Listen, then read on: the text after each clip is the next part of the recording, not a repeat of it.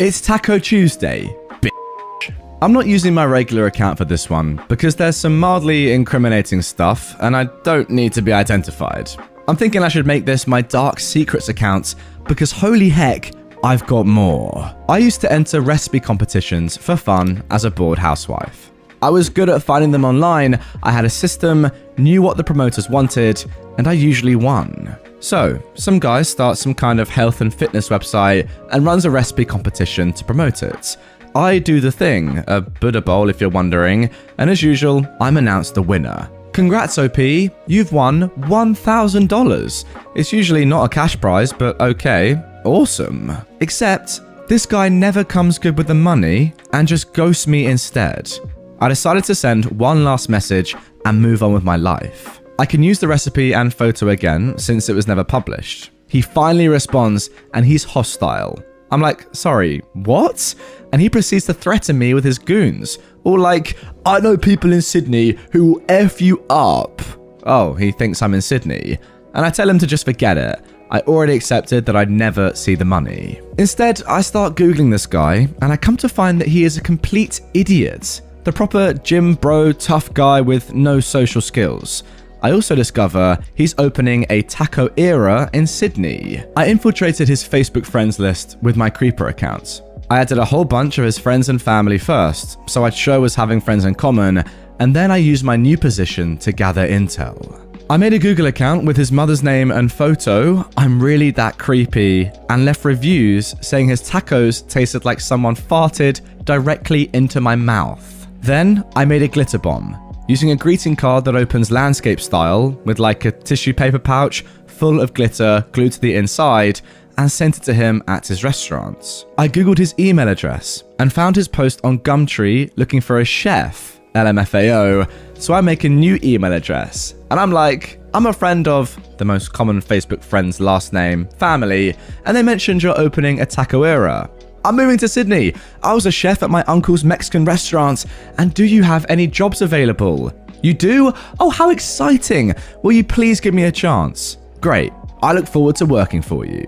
Every day, I had a credible excuse not to show and milked that until he was just about done with my rubbish. Then, I left a message with an employee.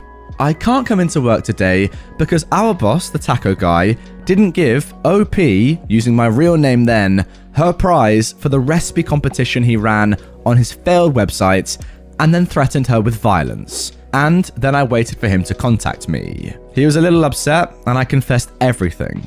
All the little mind screws, all the petty stuff, cancelled orders, all of it. He told me he'd pay me if I stopped. I declined the offer. I said I'd rather have $1,000 worth of fun at his expense. Maybe next time don't threaten people with goons. I said I might not ever get bored of this. And the last thing I ever said, every time you have a bad day, you're going to wonder if I was somehow involved. Oh wow, that last line actually probably hits the hardest because he genuinely will think now every time something goes wrong. Was that Taco Tuesday involved again? Was OP involved again? Very good stuff. Very deserved, by the way. You can't run a fake competition, come on. If you run something with a prize and you don't give the winner the prize, that's disgraceful. I'm sorry. Especially when you're directly pushing your brand and you're new out there and you're trying to gain some customers and all that stuff. Very bad form. Deserved. I've got to say, OP has definitely been watching some YouTube videos to come up with this revenge. The glitter bomb for one, that's a classic. Using a Google account with his mother's name and photo. That is just, wow, that's next level. That is a bit creepy, but very good. It's excellent stuff. Great revenge once again. I'm a big fan. Now moving on to our third post. Now this one comes from Petty Revenge, but it's an absolute classic. Spam call me, I'll have fun with you. Like most people, my wife and I get spam callers. Admittedly, we don't often get them, but when we do, we just hang up on them. Until today. My wife starts getting spam calls from the same company, and we know they're spam as they always ask for her using her maiden name, not my surname. So she says, I'll just get her for you, before handing the phone to me and telling me to do my thing. I say, with a very obvious, I'm just messing with you old woman's voice, oh, hello. And then wife's first and maiden name. The spammer says, hello, yes, I'd like to talk to you about life insurance. Life insurance? Oh, well, you see, I'm old. I don't have much of a life these days. I'm 93. Well, even more reason to get it, to protect your family. Well, as it happens, I don't have any life at all. I died 3 weeks ago. You died 3 weeks ago? Yes, I died 3 weeks ago. Poor old heart just gave out. The funeral's next Tuesday if you want to go, at the crematorium on Tarworks Road. No thank you. Sorry to hear you died and sorry to disturb you. Goodbye. And thankfully, we never heard from them again. If we want life insurance or whatever it is you're selling, we will call you.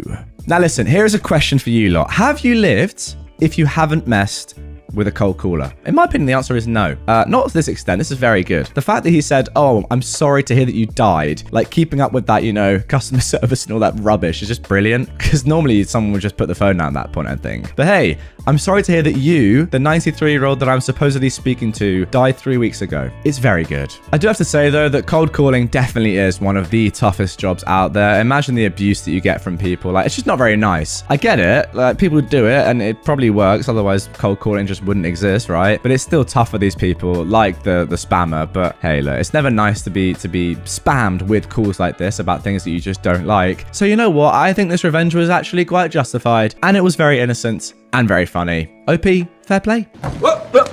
Oh, by the way, before we end this episode, let me know down below in the comments, have you ever had the call where they say, you have so many viruses and, software on your computer that's going to kill it. You need to throw your computer in the bin or download this little program. We'll fix it for you.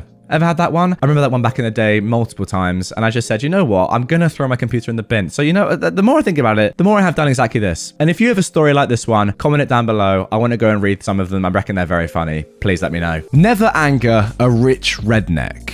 This is a story about my grandparents' friend. I was a young teen, but given the outcome, this story has stuck with me. I've sat on this story for a while, but it's so satisfying to see a gaggle of Karens taken down a notch that I figured I'd share. For the sake of this story, we will call my grandparents' friend William.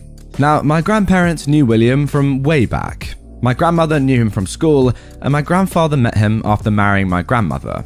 Anyways, in the 60s, Grandma was a manager at the 7-Eleven. William led a crew that went there every day.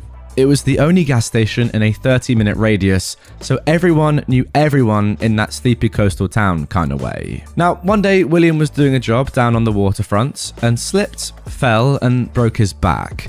While he was healing from the operation and was broke as a joke, my grandma would always make sure to send him something to eat that she'd pay for when the crew would come in to grab their usual snacks and gas up, knowing William would simply skip the meal to save the money for his own family. My grandpa also took him to several doctor appointments since William couldn't drive for a while, and his tiny little wife couldn't wrangle him into a car by herself. William never forgot that. 20 years later, when he sold off his now very successful business and was a millionaire about 20 times over, he promptly told 90% of the world to go to hell, but kept those that had always been there for him close. Meanwhile, he never moved from the house that he'd had since before he was rich.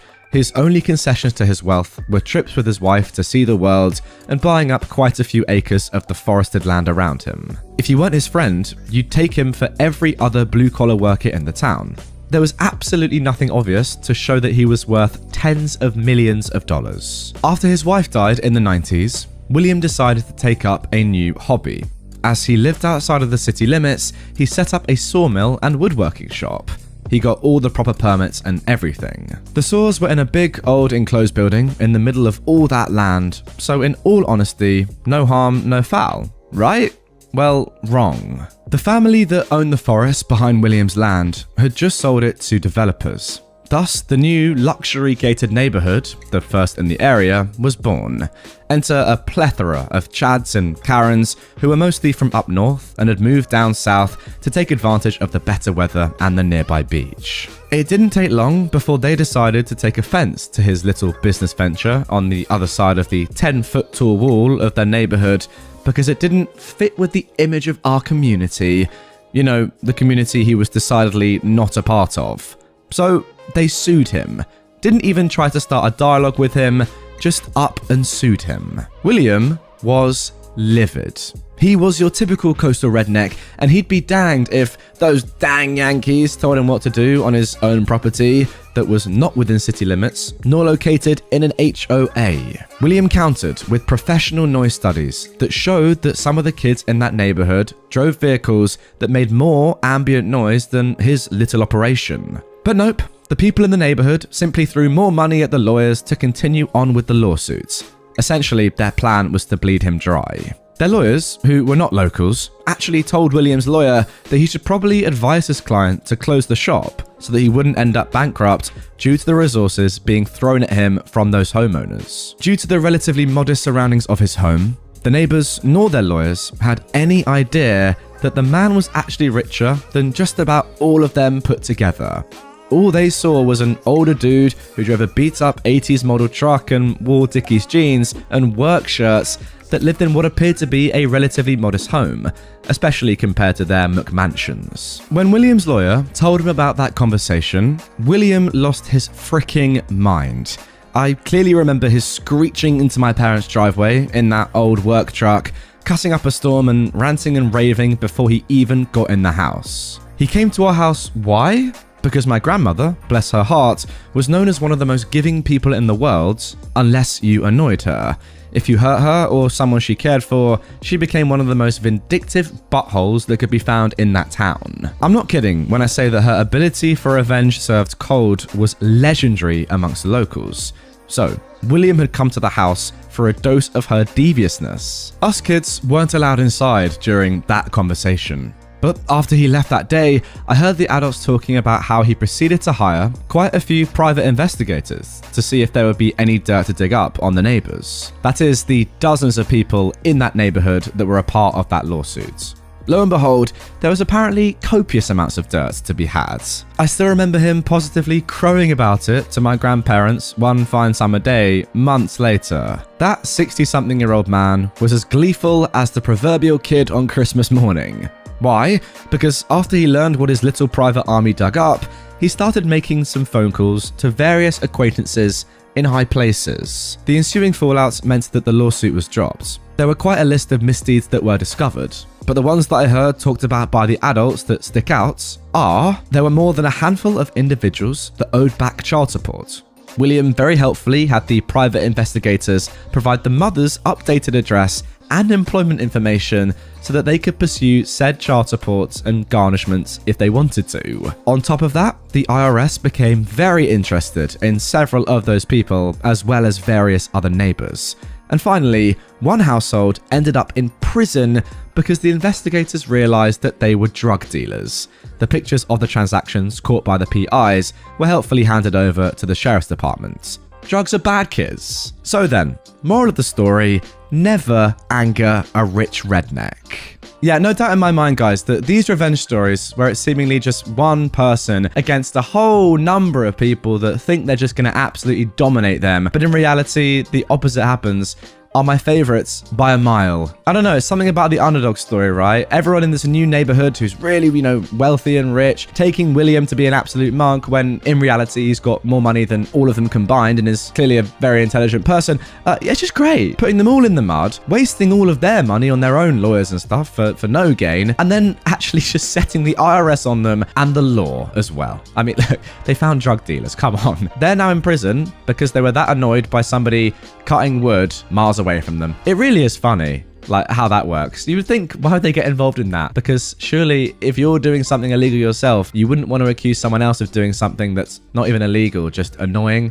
It's a bit risky, isn't it? I guess they just didn't expect it from William. Sometimes it's the people that you least expect it from that do it the best. Brilliant. Now moving on to our next story of nuclear revenge. Good luck with the ICE. Now, for those of you that are not American, like me, the ICE stands for the US Immigration and Customs Enforcement. So, this happened about 10 to 15 years ago. It's been a long time. It is the sweetest revenge. My backstory is that I was born in the States, but my family are immigrants. My dad worked his butt off to become a US citizen, working 3 jobs, riding a bike to work because he couldn't afford a car. He and his dad saved all the money so they could get the rest of the family here. I say this because I understand the struggles immigrants face coming here. starting a new life without any support. I would never do this to someone actually trying to better their life. This POS, though, didn't deserve to be here. The story is about my best friend's boyfriend. He lived with her in her family's house renting a room, driving her car to work and using her cell phone that her parents paid for. She was 19 at the time and I was about 21. I was working at a club with my boyfriend. I worked really late and had 2 kids. I asked my best friend one day if she could come over and watch them while they slept. Basically just come and hang out at my place. My eldest son was about 6 or 7 years old and the little one was less than a year old at the time. My best friend asked if she could have people over so she didn't get bored. I said, sure, I don't mind. I asked that she just not throw any parties. We laughed as she agreed. Everything was fine when we got back. I thanked her and she left. Later that night, I saw a cup with a cigarette butt in it. So, I texted my friend and asked her if someone had smoked in the house. Now, I'm a smoker myself, but because my son is really little and the older one had asthma, I never smoked in the house. I went outside. The reply I received didn't make any sense. It read, "What kind is it?" I said, "I don't know." In my mind, I'm like, well, there were only 2 other people here. How could you not know if one of them smoked inside? She's not a smoker, so I knew it wasn't her. I started receiving more questions instead of a yes or no answer. The replies also didn't make much sense. They were in broken English with stupid spelling mistakes. By this point, I knew I wasn't talking to her. Instead, it was her boyfriend. Now, my best friend is white and he's Mexican. He was trying to fool me, so I'd tell him who she was here with. I never liked him. Not for any specific reason, he just rubbed me the wrong way from the beginning. They'd been dating for about a year or 2, and by this point, I knew he was a POS. I really dislike him because of how he treated her. He was controlling and abusive, and I didn't see her as much anymore because I'd gotten into an argument with him at her house earlier that year. We'd all wanted to go out to a friend's place. He didn't. He said she couldn't go either. She wanted to, but he said no. I told her we were leaving. It was really late, but this butthole made a big deal about it. He decided it was a good idea to wake her dad, so her dad would force her to stay home. Now this just angered me because he has no respect. He lives in their home and he can't even let her dad sleep. Besides, she was an adult, not to mention her dad never cared if she was going anywhere with me. Her parents knew if she was with me, she was safe. Anyway, after that minor blow up, I decided not to be around him. I wouldn't be able to hide my contempt of him. This is why she didn't come over to watch my kids with him. Now, I just didn't really understand why she stayed with him, especially after she told me that he forced himself on her. I put up with him for my friend. I knew if I was around, he wouldn't dare to mistreat her in front of me. Back to the text. He's pretending to be her, and I tell him I know it's him. He then said he was going to come over and shoot up my house with my kids still inside. I basically laughed at myself. I didn't believe him. I replied with a threat to get him deported. I got in touch with a mutual friend of mine and my best friend's. She knew more about him. She told me he actually had a warrant out for his arrest. The cops had gone to pick him up one day, but they didn't find him. The family hid him. He hid next door. My best friend's neighbor was her grandma, so that worked out. I didn't know any of that, and I also didn't even know his full legal name, but she gave me everything I needed. I told her what I was going to do, and I told her not to tell our friend. I called the cops and gave them his location. Everything they needed to know so they wouldn't miss him. They actually picked him up the same night. I then called the ICE. He was put on ICE hold. He couldn't get bailed out of jail now. Once in custody, the only way he was getting out was when he reached Mexico. Now look, I felt bad for my friend and their daughter. I knew she'd probably never see him again, but I believe I did her a favor. I ended up telling her what I did not long after. I didn't want her to find out through someone else and get even more upset with me. It's been so long since then. She never said she was mad about it. I'm sure she was at the beginning, but in the end, I did her a favor. Her life has now completely changed in a good way, and her daughter has a better father now. Someone who takes care of both of them. Anyway, that idiot lost everything he owned. He lost his girl, side chick, and was arrested and deported. He also lost any chance of having any real relationship with his daughter. I did hear that he came back, but it took about 10 years. Their daughter was less than a year old then, and she's about 13 now.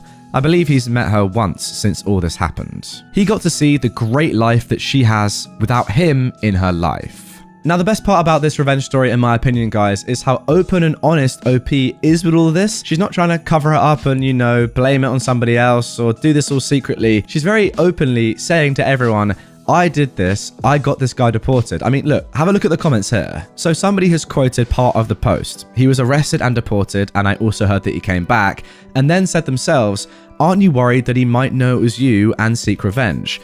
But OP has replied, lol, he knows it was me. I didn't hide what I did, and I wish he would, because I'll just get his butt deported again. I've moved, and when he came back, he was in a different state because he's got no immediate family here. I'm not afraid of him. He got what he deserved. He was a leech, he used her phone to cheat on her car to F around in, and lived in her family's house. He was a POS. And there you go, guys. Like, what a badass this woman is. What an absolute legend. I salute you. So good. Like, you've improved 2 people's lives here that really deserved it, and you've ruined this guy's life because he deserved it. Amazing stuff. Really impressive. Like, let's be real, right? This is a lot of work to go through to get somebody deported like this. And it's also quite risky, really, you know, for your own sake. It's quite dangerous because if you take away everything that somebody has, you know, their girlfriend, their wife, their daughter, and they've got nothing else to live for, then they've got nothing to lose. There's no reason as to why this guy might not want to really hurt you. I mean, look, you really hurt him, but OP doesn't care. Like, how cool is that? So brave. I love it. And you did the right thing, obviously. I secretly trained my roommate to not respond to his morning alarms. I was in college, a senior. My roommate was a sophomore, but it was his first time living in a dorm. He'd been a pretty lousy roommate, constantly left the room a mess, left his stuff on my side of the room and on my bed, stole my alcohol and used my stuff without permission, never cleaned up my dishes after he used them, and a bunch of other stuff. I confronted him about all these issues on several occasions and got the resident advisor involved with the alcohol stealing issue because at the time he was under 21. Things still continued anyways. He asked me once if it was okay if his girl spent the night, which I said no. We were in the middle of a pandemic, plus that's especially weird if I was there. I also had to wake up every day at 8 for work, which he knew, and he would stay up until 2 AM playing video games some nights. Not to mention, he would set like 10 alarms in the morning with a bunch of different alarm tones. I hit a breaking point and decided to do something cruel. Every morning when I woke up, I'd observe his alarm pattern and how he'd respond. He had several alarms that he'd ignore, all with the same sound. He had a couple of half-hour alarms that had a unique sound, also ignored, and then the final alarm had its own sound too. All of them were default iPhone sounds. So his brain had been trained to this alarm pattern for a while, I'd assumed. So I started step 1 of the punishment. Set up a sequence of alarms on my phone, identical to his sequence, but an hour early. He responded to my alarms the exact same way he'd respond to his own. I kept this up for a week, and his brain was eventually retrained to sleep through double the amount of alarms as before. Then phase 2 kicked in. Random inconsistencies in my alarm pattern. Some days I'd play all the alarms, while other days I'd only play one that his brain was trained to ignore. That way, his brain expects to sleep through like 20 alarms and only ever hears 11. He slept through his alarm at least 4 times in 2 weeks. Eventually, he finally changed his alarm pattern so he'd only have 1 alarm, and he no longer had the energy to stay up until 2 AM. Yeah, fair enough, OP. Doesn't sound like the best roommate to live with. I agree with everything you did. I think it was completely justified, and let's be honest, it was pretty freaking clever. I don't think I would have even thought of that idea in the first place, let alone have put it into place like you did. Brilliant stuff. However, one thing I've got to say, what's wrong with playing games at 2 AM? Not that I'd ever do that, of course, but just wondering, just for like my mate who does that, you know, what's wrong with it? I'll let him know. Cheers. Now moving on to our second story of revenge. Now this one is an absolute cracker. Don't want to let me tinker? Alright then, let's do business. My grandpa was a successful man, and in his mid-60s, he decided he wanted to take a step back, so he started selling off his businesses. He sold his various businesses and spent the next few years traveling. As he approached 70, he got bored, in addition to a few new grandchildren, so he needed a bigger house. He sold the home that he'd bought after he got back from Vietnam, and bought this massive house on this large piece of land. This property also came with a massive steel barn that looked like this. Now, for those of you listening on podcast platforms, it's pretty much a massive green barn. It looks very impressive, I'll be honest. I want one? I mean, yeah, I don't know what I'd do with it, but alright, it looks cool, right? Leave me alone. Anyway, not sure if he'd ever told anyone about his plans, but right after he got the property, he dumped a ton of money into tools and equipment and converted his barn into a mechanic stream. Here are just some things that I remember it having. A professional lift, capable of lifting full-sized trucks, those professional oil catchers you see at Quick Lubes, a dedicated air compressor system that was designed to power all his power tools, a tyre machine to mount new tyres, so much equipment in general, and his tool corner was a massive corner of this massive barn. His plan? To fix cars, especially for people in need. He lived in a rural community. If you didn't have a car, that was a big problem. So he let everyone know at his local church that he was willing to work on their cars if they provided the parts. He only took a few jobs a week. He was doing this to enjoy himself and help those that needed it. He'd, of course, change oil, change the transmission fluid, and all kinds of various repairs. My grandpa was a talented mechanic. However, he kept the amount of work limited. He was also selective. If you were in need, he'd want to fix your cars.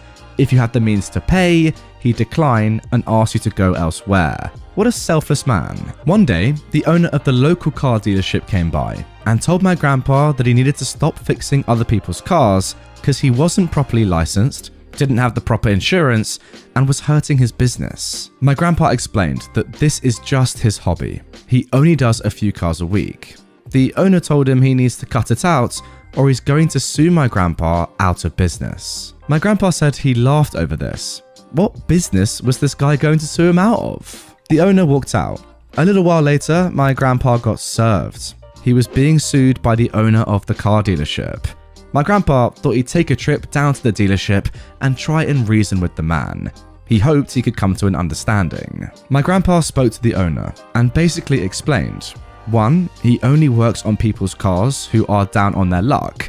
The fact is, the people's cars that he fixes probably couldn't afford to pay a professional dealership to fix their vehicle. 2, he only does a few cars a week. And 3, he's not all that interested in getting into a fight over his hobby, but he's not gonna back down. Well, they ended up in court. By this point, my grandpa had hired a lawyer who was able to get the city to approve a commercial garage on his property. It helped that he lived on the outskirts of town and had 6 acres of property. The court told my grandpa his auto repair shop is operating illegally.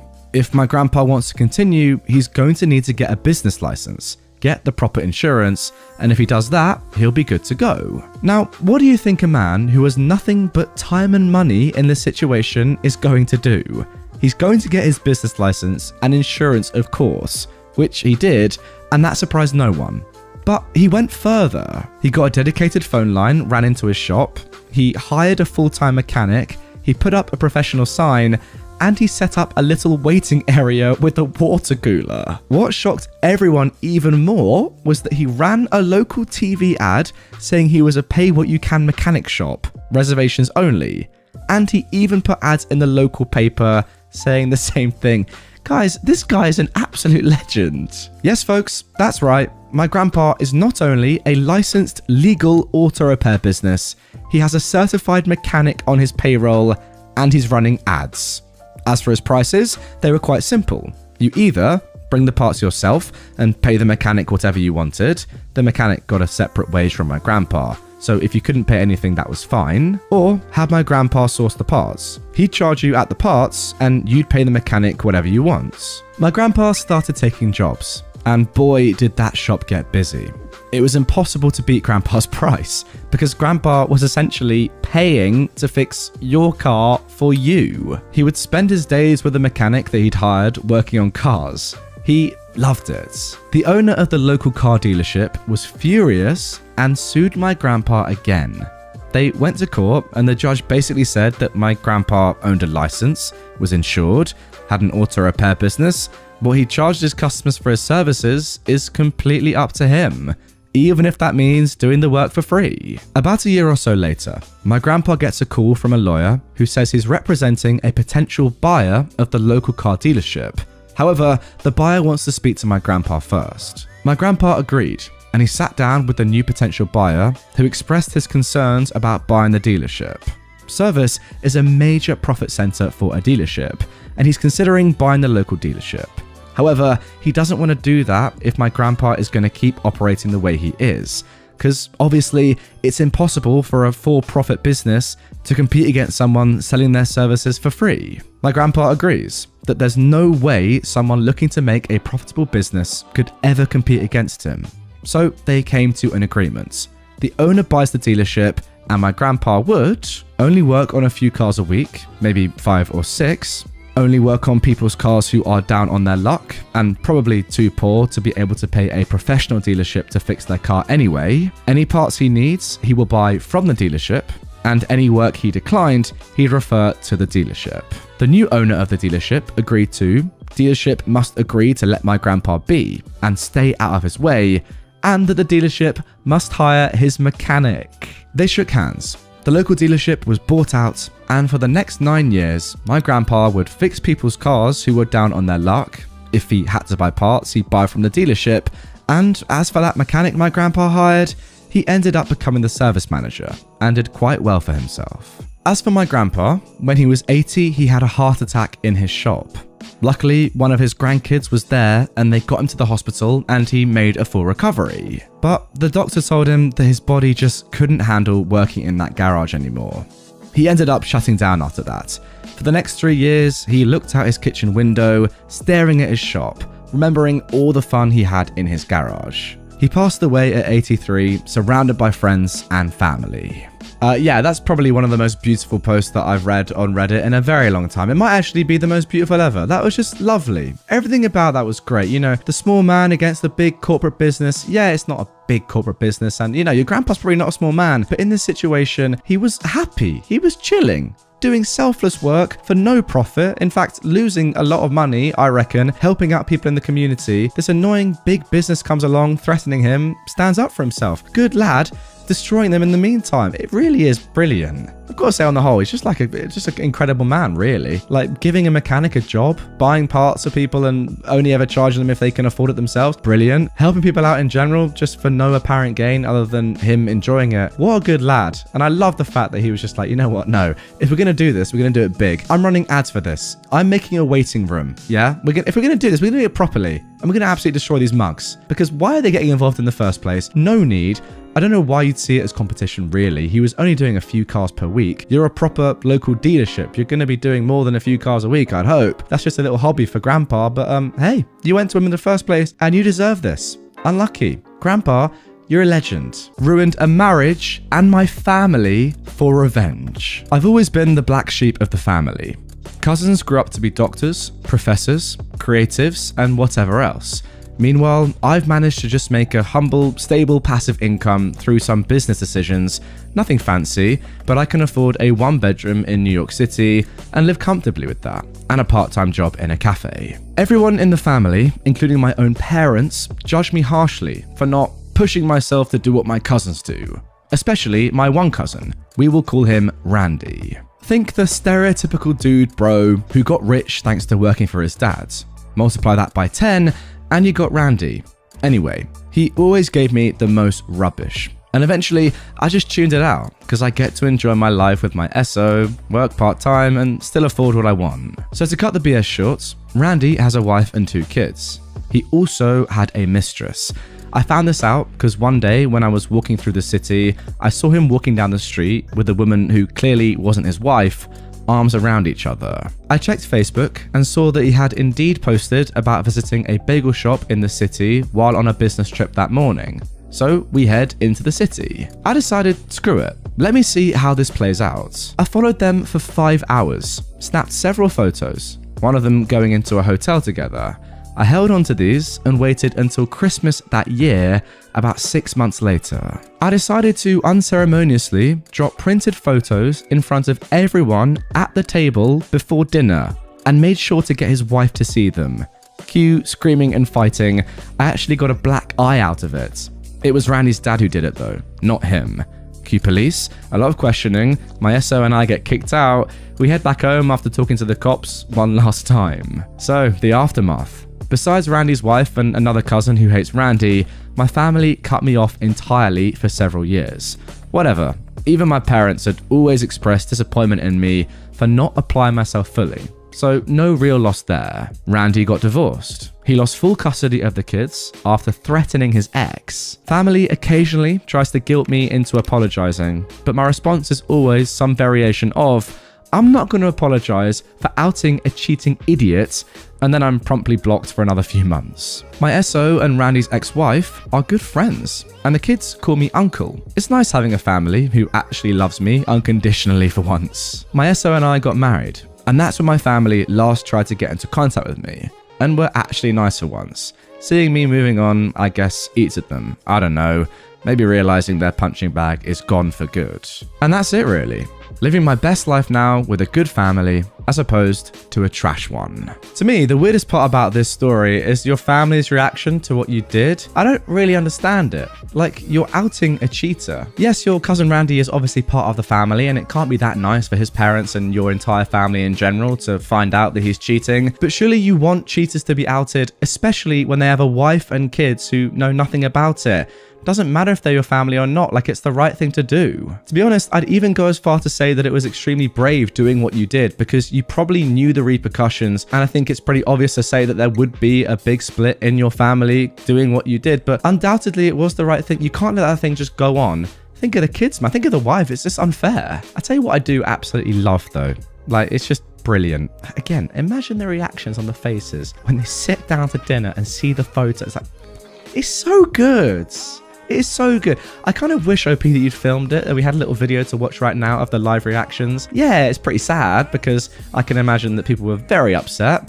I don't want to think about how the wife reacted, but the look on Randy's face when he sat down and saw that picture. Just, better than the Mona Lisa, some would argue. Now moving on to our second revenge story. Military revenge story. This was back in 2013 when I was based in Holland. British Marine for context. I've been married to my wife for a little over 18 months when I deployed to Afghanistan.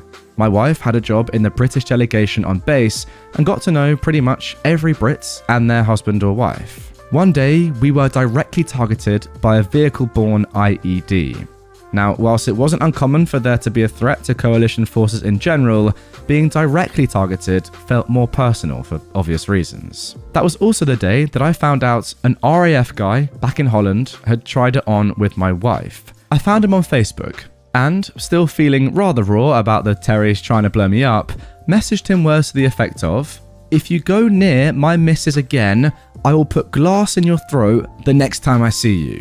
The next day, one of my bosses, who was also RAF, messaged me on Facebook to say that this guy has been over to his office and basically tattled on me. He gave me a friendly warning, heads up, that this guy could have gone to the MPs and reported me.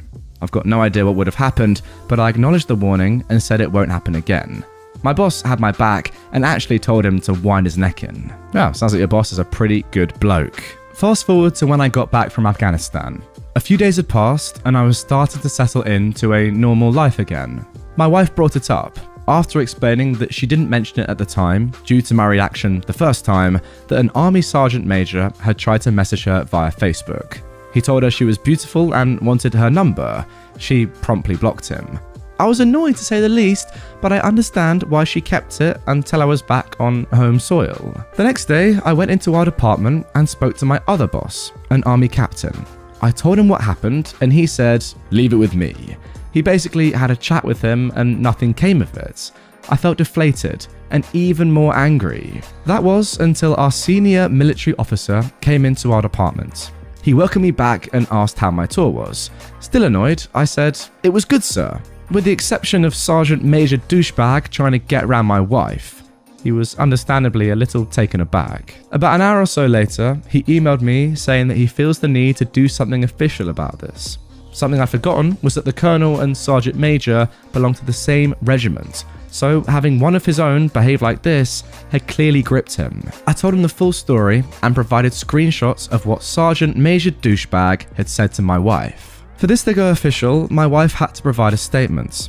Unfortunately, she is very non-confrontational and said she didn't want this to continue. I respected her wishes of not wanting to provide a statement, but I hatched a plan that would be 3 years in the making. The timing is important. I emailed the colonel and said that my wife has declined. However, I felt the need for some formal recognition, so I asked that Sergeant Major Douchebag write a letter of apology, addressed to both my wife and I, which is to be signed and dated. This was granted, and I received said letter 2 days later. It said, Lance Corporal and Mrs. OP, I'm writing this letter to you both to apologize for the torment and anxiety that you both must have felt from the messages that you received from my Facebook accounts. To Mrs. OP, nobody should ever be in a situation where they worry about going to work because of who may come through the door, especially so when they have the added stress of a partner being operationally deployed at the time. The anguish that you must have felt at this time is immeasurable, and for this, I apologize. To Lance Corporal, being operationally deployed is stressful enough without the added stress and worry about family back home. Support from home and loved ones is what carries many people through tough times whilst on tour. For any undue angst caused, I apologize. I regret any hurt and anguish caused by this issue and apologize wholeheartedly and unreservedly to you both. Signed, Sergeant Major Douchebag. I now waited. I saw out the rest of my time in Holland, moved back to the UK to my new base, and waited some more. Almost 3 years after I received that apology letter, I looked up Sergeant Major Douchebag's wife on Facebook. I'd known the whole time we were out there that he was married, his wife lived back in the UK, and that he has routinely tried to cheat on her. I sent her the same screenshot which I'd sent to the colonel. I also, before leaving Holland, printed off the emails between the colonel and myself where I requested the apology letter. I blanked out the colonel's details and sent the pictures of that. And then, lastly, I sent a picture of the apology letter, signed and dated by her husband, admitting what he'd done. Once I saw she had read it, I blocked her, blocked Sergeant Major Douchebag, and all his friends who had also been out in Holland at the same time. Why 3 years, you ask? Well, I remember him saying, before he turned into a douchebag and tried it on with my wife, that he only had 3 years left to serve. If my timing was correct, he was months away from completing his 22 years and receiving a very nice pension. If his wife decided to go ahead with divorce, she would take half of said pension, which would essentially screw him over for the rest of his life. Wow, that story there is the definition of a slow burner. I did not expect that ending at all. It was all going along pretty nicely and, calmly, and I was thinking to myself, is this revenge really that nuclear or even pro? The end?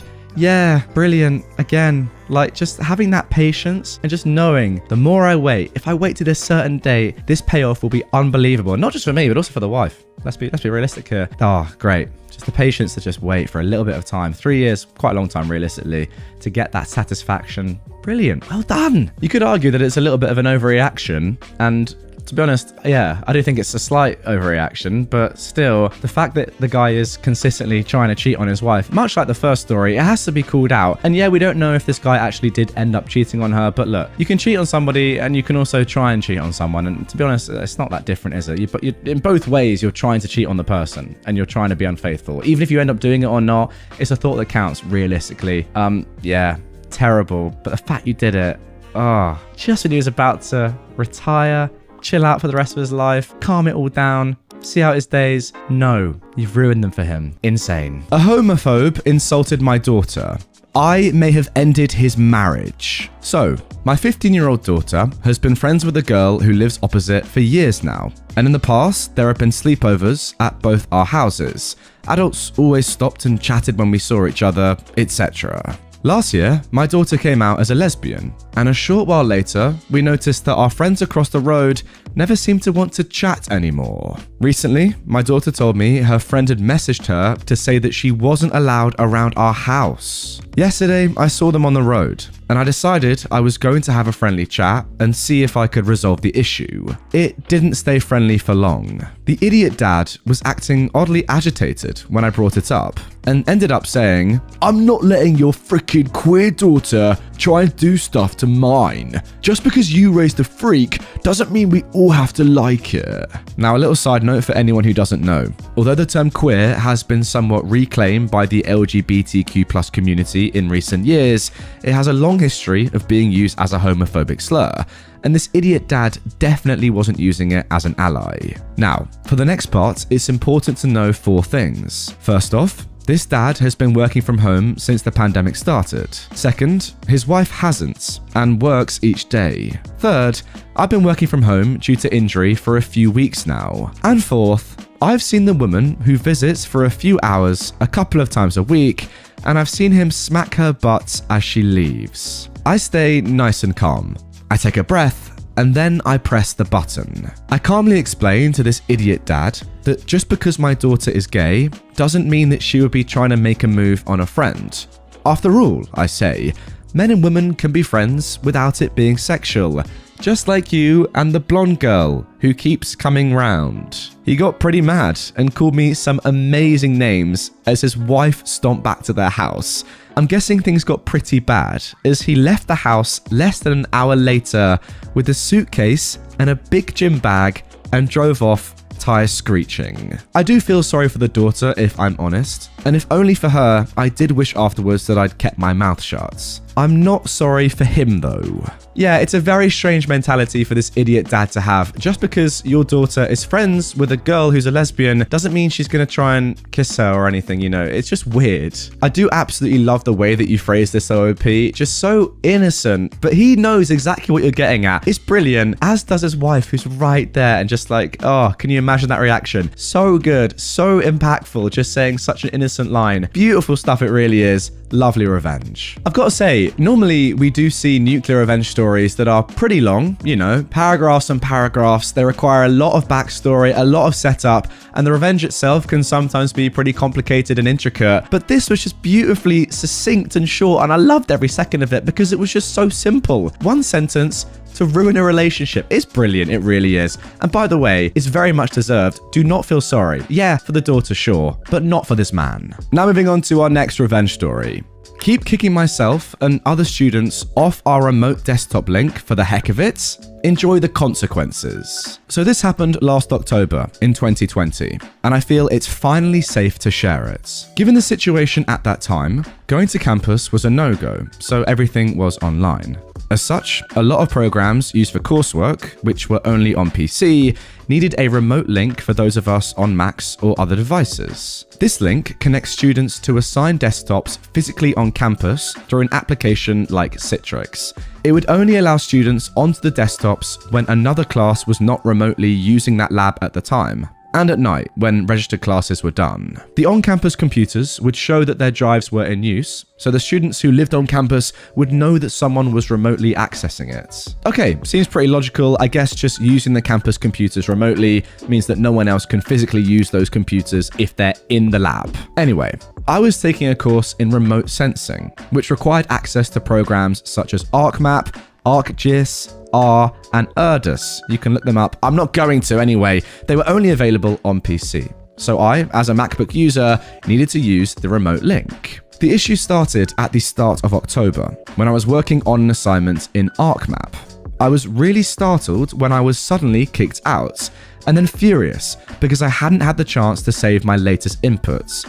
I then went back to the webpage, re-inputted my student credentials, and logged in to a different desktop. Not 2 minutes later, I was logged out again. Rightly annoyed, I emailed the professor and TAs about it and moved on to other homework. I figured that it was a bug that would soon be fixed. But no, it continued throughout the entire freaking month. I ended up having to work on my remote labs between 9 PM and 2 AM as I literally wasn't able to work during the day without being kicked off. It was really annoying, especially since I couldn't even work during my assigned lab time. Other students started reporting this, and we get a lot of emails from IT.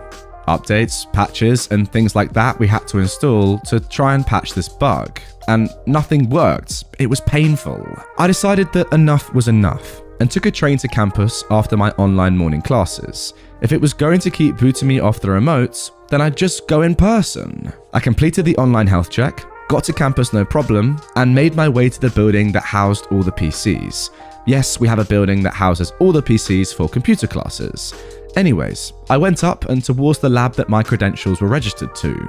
I'm gonna be honest, I wasn't expecting what I saw, but I sure was dang fuming. Through the windows into the lab, I saw two guys going from PC to PC, logging students off. At first, I couldn't believe it. And then I got furious. They were laughing about screwing with hardworking students. I'm going to call them dumb and dumber. That's when I decided to get some payback. I pulled out my phone and placed it beside the window, and it was partially hidden by the trash bin inside the classroom, recording them and what they were doing. They didn't notice me, thank God, and I got onto my laptop, remote linking to my phone. I then got onto the university social media page and started to live stream the video from my phone. I put a title along the lines of, "Found the bugs kicking students off remote desktop. Video has been deleted and I'll explain soon." It didn't take long for fellow students to take notice of it, and it went viral within 30 minutes. Names were soon put out as Dumb and Dumber were recognized, and there was a lot of hate in the comments. Even campus police replied, asking for the location. Of course, I was all too happy to give it. It was then that I saw on the stream that Dumb pulled out his phone and started freaking out. He'd noticed the stream and that it was live.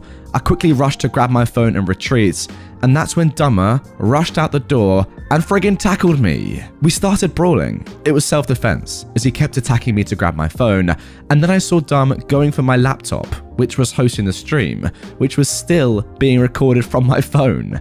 So I kicked Dumber between the legs while elbowing him in the neck before jumping Dumb. To be honest, I don't really know what happened next, but I do remember campus police having to pull me off Dumb.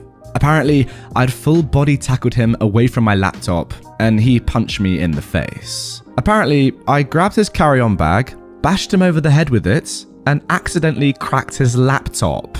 Oops. So anyways, the fight was broken up and we were all taken down to the campus police office. To make a very long story short, I got a relative slap on the wrist for my part of it. Had to do some on-campus community service, but my record was kept clean. Thankfully, I was not charged for the fights or the laptop, as I was able to prove self-defense, and that they hit me first and tried to destroy my property intentionally, which made it a lot worse for them. I was let off on the laptop for a technicality, as I was punched in the face and had no idea that he even had a laptop in his carry-on. Phew. As for Dumb and Dumber, I was called in to testify at each of their hearings in December.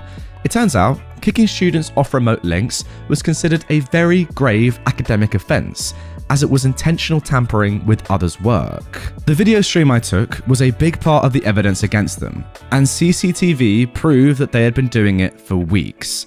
In almost all the computer labs, they'd intentionally messed with over 100 students. Adding to attacking me, I had a nice shiner for a month, and my devices, instead of just running, they got into pretty hot water. Now, the reason that this wasn't discovered sooner was due to the fact that this remote link was new to us, and IT was still working through the bugs. I don't know exactly what happened next, as they just needed me to come in, masked, and tell what I did and remembered.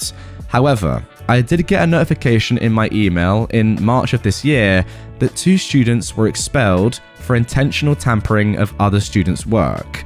Can you guess who? Yep. Dumb and Dumber got the boot for their dumb actions. It gets even better though.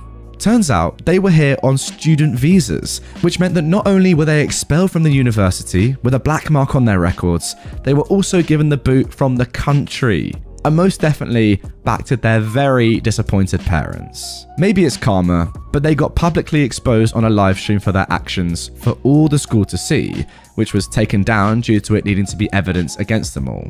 But yep, they are expelled twice for their dumb actions, and with their names in campus infamy for their stunts. Hope they've learned their lesson. A little addition here from OP. Wanted to add that they were actually put on a cargo flight home, as their country wasn't allowing passenger flights during COVID. They had to go, because without their visas, they were in the country illegally, which would land them in even deeper hot water.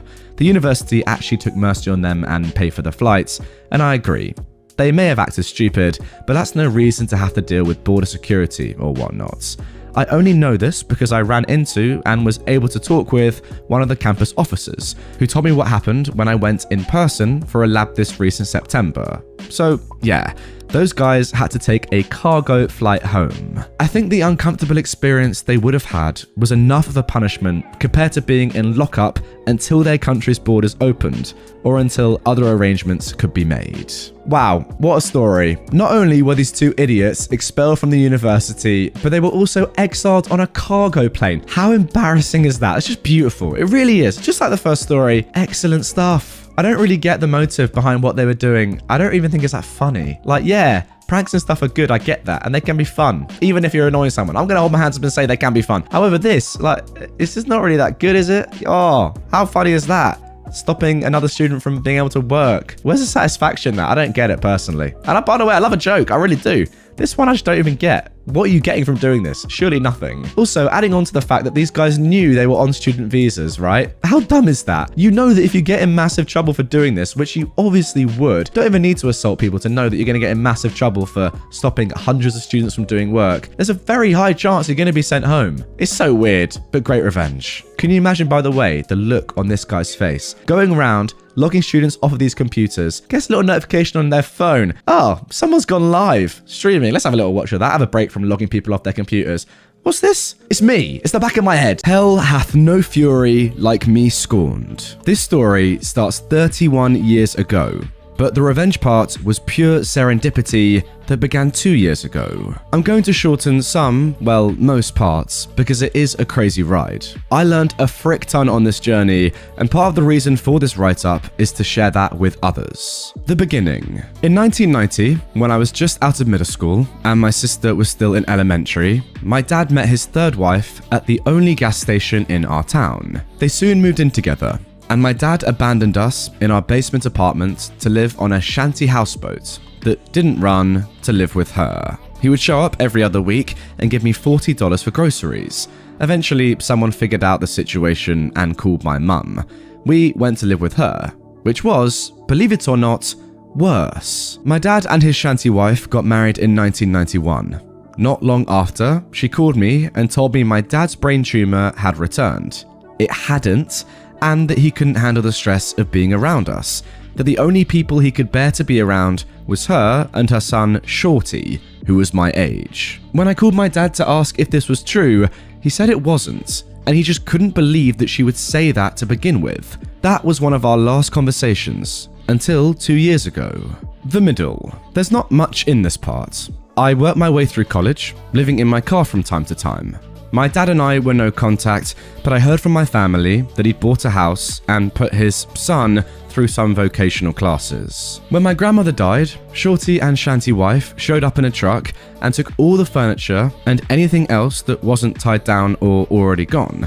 Eventually, I went no contact with my dad's entire side of the family. I struggled for years, decades really, but I made it. And I have a great job and a good family now. The best revenge is living well, right? The pre-end warm-up.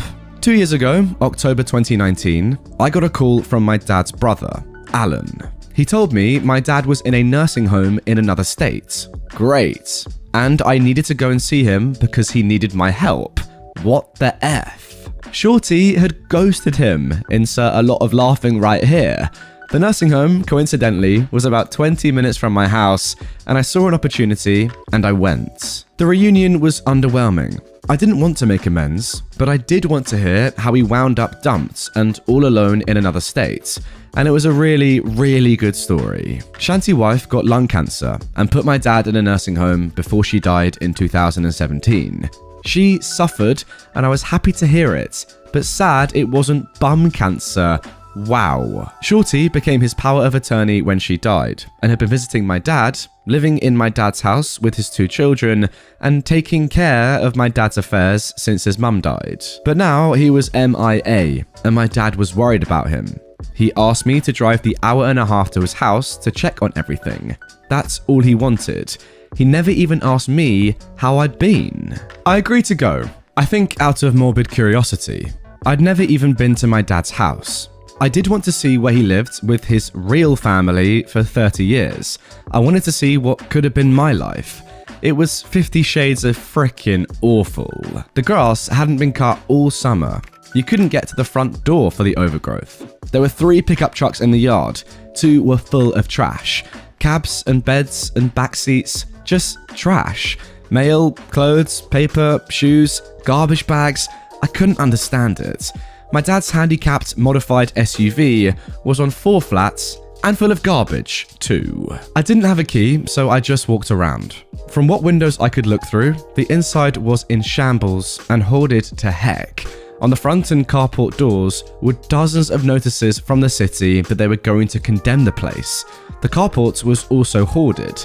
Boxes and boxes stacked on each other, most rotting from the rain. The yard was full of garbage. Broken Christmas ornaments, more shoes, rusted tools, old toys. There was a letter in the mailbox notifying him that since the house was abandoned, mail would not be delivered anymore.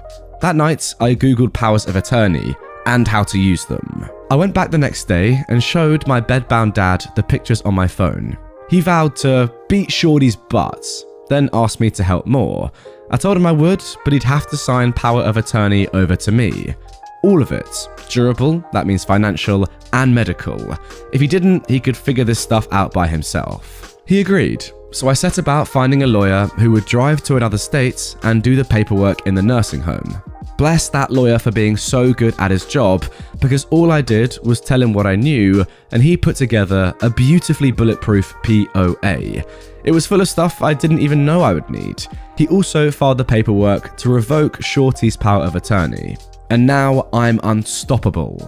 We're from a small rural town, and it's the kind of creepy landlocked place that no matter how long you've been gone or how far you've been away, when you go back you'll see someone you know. Even if you don't know you know them. It's like playing 7 Degrees of Everybody all the time. It's suffocating, but it can also be helpful. The beginning of the end. I got to work the next morning. I didn't know how scorched the earth would be when I finished, and I didn't want Shorty or anyone from his prolific inbred family trying to find me, so I made sure nothing I did had my name on it. I opened a Google account for my dad and got a Google number. I opened a PO box for him in his town. I put in a mail forwarding notice. I pulled his credit reports. I took the POA to my dad's small town bank, changed the address on his accounts, and got new account numbers. I requested copies of every transaction back to the day Shanty wife had died, about 13 months worth. I had to go to the main branch, 2 hours from my house, the next day to pick the records up. I sat in the lobby all afternoon going through the accounts. I cornered a service rep and got a crash course in his debits and deposits. This is when I figured out the extent of Shorty's staggering stupidity. My dad got about $5,000 a month in disability and social security. Twice a week, Shorty was going into a branch and withdrawing cash, all of the cash, for 13 months. And every time he did it, as the POA, he had to sign a form stating that he was acting on behalf of my dad, and that form was notarized by the bank. I went through every withdrawal and got the bank to confirm that every one of them was made by Shorty. Then I went to the house and called a locksmith. I knew it was bad, but I had no idea what was waiting for me there. He got the first door open and the stench rolled out like a fog bank. We both gagged. 2 locks later, I was so embarrassed by what he had to see and smell, I gave him a $60 tip. And with shiny new keys in hand, I called the cops. I told them I was POA for my dad, was checking on his house, and there were 3 vehicles there that didn't belong to him. He asked me if I knew who they belonged to. I said no, and I wanted them towed. He told me to call a tow company and he would meet them there. They showed up with 2 wreckers. The tow truck guy got out and asked me for a signature. I only signed my first name. As I was signing, he asked, "Do you know Shorty?" Running on pure hatred at this point, I surprised myself. "Do you?" I asked. Now he said he did, and that he's a butthole. I responded, he might be. Hey, can you do me a favor? If you see him, will you tell him that I am coming for him? His bravado evaporated. He knows a crazy guy when he sees one. They towed the trucks. When everyone was gone, I opened the door in the carport to peek in. The sun was going down and it was dark in the house. I heard something faint, and after some seconds, I realized it was the roaches and the rats doing their roach and rat stuff. I could smell it all in my hair. I sat on the carport steps and watched the sun go down. I was mad, just so frickin' cosmically livid that 72 hours was all it took to dissolve 3 decades And here I was, stinking and listening to the rats and cleaning everyone else's rubbish up, taking time away from my family, and for what? I had a coming to Jesus with myself. I could either bow out now or double down. And the thing is, I'm tenacious, to a goddamn fault. I had to be to survive, and this was a bone I couldn't put down. The thought of Shorty's life being upended, his only source of income, probably, disappearing literally overnight, and my dad having to hear, secondhand from me, that he's broke and alone, made me absolutely giddy. I desperately wanted them both to lose what they had left. So, I decided I was going to triple dog down. That night, I googled restraining orders, and it was surprisingly easy to get one. I went to the courthouse in my hometown, went to the clerk's office, and told her I needed a restraining order. I filled the form in at a rickety little table while I was there. Now, I wasn't prepared to see a judge that day, but she took the form and said, "Okay, I'll see if the judge is still here." Now, that kind of scared me. She took me to his chambers, and as I was waiting, I looked around and saw he had certificates of appreciation hanging up from various veterans groups. Then I wiped my palms and thought, fish in a frickin' barrel. He asked about my dad's stint in the Marines and about the DoD office logo on my sweater. I'm a contractor. He read my form and granted the temporary order. I would have to go back for the permanent one, where Shorty would be able to argue against it. Then I went home and googled biohazard companies and elder abuse statutes in my state. I hired a biohazard company to shovel all the rubbish out of the house for $7,000. Honestly, I would have paid double. They found my dad's mummified dog under some pizza boxes in the master bedroom. They sent me pictures and salvaged some papers. Shorty was served during this time and a hearing was set. I got to work collecting and documenting everything. I made pictures and spreadsheets and timelines with cross-references because screw it, now they had my full attention. The paid versions of Truthfinder and Trello seriously got me through all of this. In my spare time, I went to the nursing home and gave my dad 8x10 copies of the pictures of his dead dog, from every angle. Before court, I went to the police station nearby and told them I wanted to report an elder abuse crime. A white-collar detective came out and told me it was a domestic matter, and that since Shorty had been POA, everything he'd done was legal. And this was the day I got to teach a small-town detective about the fiduciary responsibilities of a POA. Thanks, Google. I handed him a copy of the statute with the applicable sections highlighted. Then I handed him a thick folder with bank statements, pictures of the hoarded house and dead dog, a copy of my dad's credit report that showed he was tens and tens of thousands of dollars in debt, and a spreadsheet listing every cash withdrawal with a running total of the stolen amounts. The grand total was just over $130,000 in cash. And that's not including the lost value of the house or the credit cards he opened and used. I told him he could keep that folder, since it wasn't the only one I had. Then I told him I would wait for a case number, and I sat down. He came back about 30 minutes later and apologized, said I had a case, and gave me a case number. Then I headed over to the courthouse. This is the end. There were other people there, and I had to wait my turn. And while I was waiting, that stupid mother effer schlepped his sloppy butt into the courtroom by himself, and obviously, literally, non-metaphorically, dirty. His shoes were untied, and that turned my giggle box over. Then it was our turn, and we stood up. The same judge asked me some questions, asked him some questions, and asked me if I had any proof. I had a very thick folder of it. The judge asked me if I'd gone to the police. Well, yes, sir, I have. Do you have a case number? As a matter of fact, well, the order was granted permanently and for life, but not before the judge halted proceedings and told Shorty he needed a lawyer. Someone told me that the courthouse would have a copy of my dad's DD-214 discharge papers. So while I was there, I got a copy of those, because why not? I also used my POA to take Shanti's wife off the deed of the house. That way, if my dad died and it went into probate, Shorty had no immediate claim. I also went and got copies of my dad's birth certificate and Shanti wife's death certificates. Technically, stepchildren can't request that info, but the clerk who waited on me recognized my dad's name and told me she lost her virginity to my Uncle Alan in the 60s and went to my grandparents' funeral. So I got all the forms I wanted. Wow, unbelievable. Shanty wife left my dad $50,000 in life insurance. About $35,000 of that was left, since Shorty was spending my dad's money and not his mum's. So I opened an Ally account and transferred every penny over. Then I set up recurring transfers for the monthly deposits. At any given time, there was no more than $100 in his accounts. I also found a house flipper that paid me enough for the house to pay off his mortgage. That's the thing about probate. There's nothing to fight over if there's nothing there. And I made sure there was frickin' nothing there. My dad died thinking he still owned a house. Speaking of which, this is about the time I found my dad's life insurance policies. They were up to date and Shanty wife was the beneficiary. My POA didn't allow me to change beneficiaries, but it allowed me to assign them. And since Shanty wife was dead, there was technically no beneficiary. This is where the death certificates came in handy. I assigned my sister and me as beneficiaries, irrevocable too, which means that the only way to change that is for my dad and me and my sister to agree to it. I kept my dad in the dark about all of this.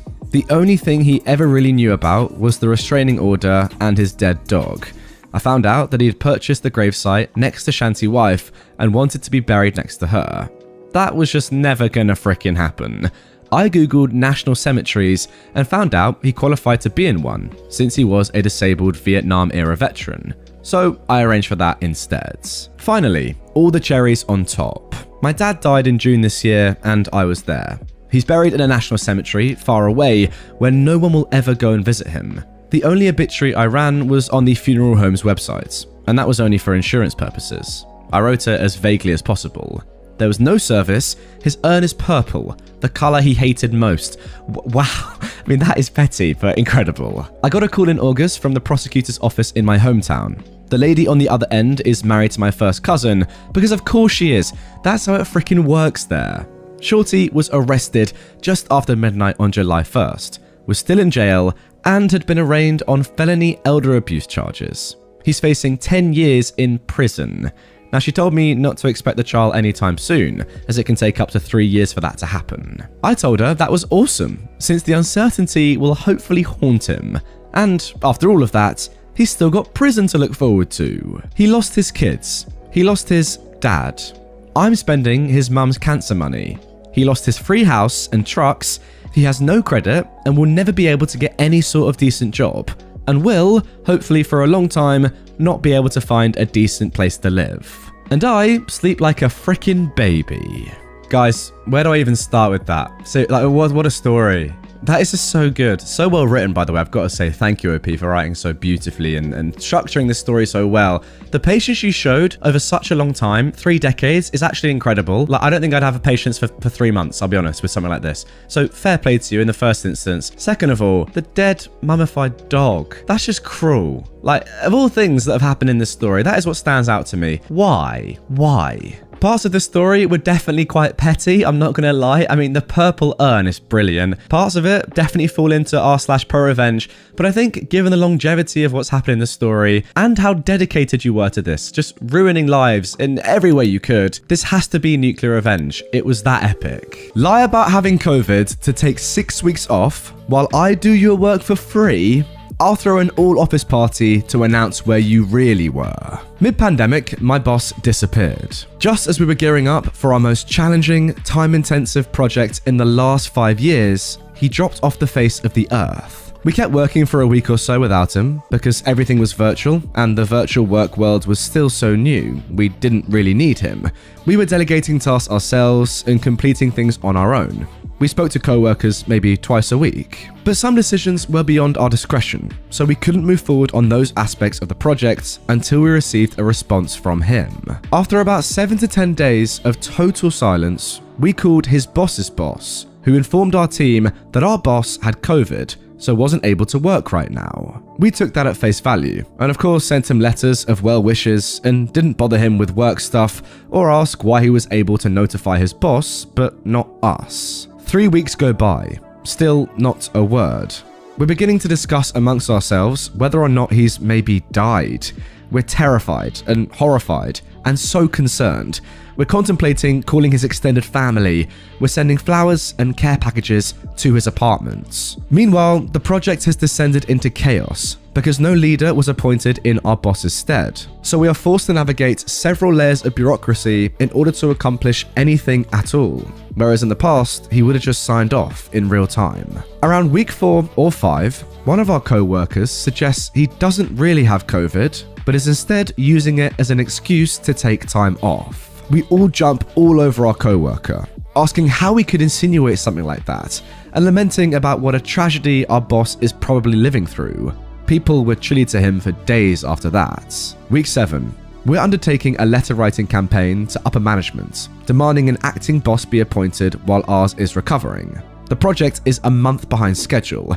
We're all working overtime every day, sometimes on weekends, without extra compensation, just to keep up with the cluster F of the boss's sudden absence. Week 8. He finally reappears, logging into a morning meeting as though nothing happened. He looks well rested, well fed, and he has a tan. Not at all like someone who's just come out the other side of a 6-week respiratory virus. He says something quickly to the effect of, "Yeah, that was brutal. Glad to be better and glad to be back. Let's get to work." But he doesn't want to talk about what happened or answer any of our questions, like, were you in hospital? What was it like? Etc. Fast forward to about 4 or 5 months after this. My sister sends me a promo for a fairly new reality show. I'd never heard of it, but it's on a major platform, and says, "Isn't this guy a friend of yours or something? I swear I've seen him and you together." I watched the trailer for the show, and lo and behold, there's my boss, participating as a contestant on this reality TV show. It didn't take long for me to put the pieces together and realize that he took extended leave to go on TV, that he knew he wouldn't otherwise get during this massive project, and he lied about it under the guise of a vicious disease that nearly all of us had lost a loved one to. I sit and stew with this information, unsure of how to handle it. I know confronting him won't get me very far, but I can't just do nothing, right?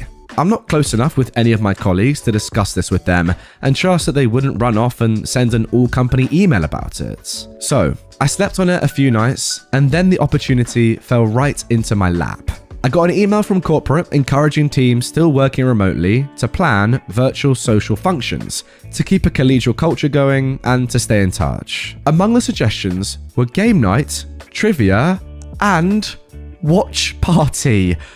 Oh my god, this is insane. With the premiere of the show only a couple weeks away, I got busy telling everyone how I'd been meaning to get into the show, and it's so enticing and exciting, basically laying the groundwork to guilt them into coming to an impromptu virtual watch party off hours. I offered to get special shirts made up and send them to each person's house, whatever I had to do to get the attention of corporates. Finally, I sent an evite to all my boss's bosses and any other members of corporate I could justify inviting without making a total butt of myself. Because this is entirely virtual, my boss is unable to overhear any of the chatter. He doesn't realize I'm hyping up the show, and he doesn't realize I've planned a watch party for it. I wasn't inviting him unless he had the balls to explicitly ask about it. I was hoping he wouldn't have heard about it at all, not until afterwards. That was really the only way this could work. The night comes, and I'm screen sharing the show to a whopping 64 people, a huge chunk of my department. Many members of corporate had showed up, because I was the only person stupid enough to buy into their virtual social work party scheme, so they felt pressure to support it. I was holding my breath, hoping this would go my way, bracing myself for some kind of curveball, but there wasn't even that dramatic of a build-up.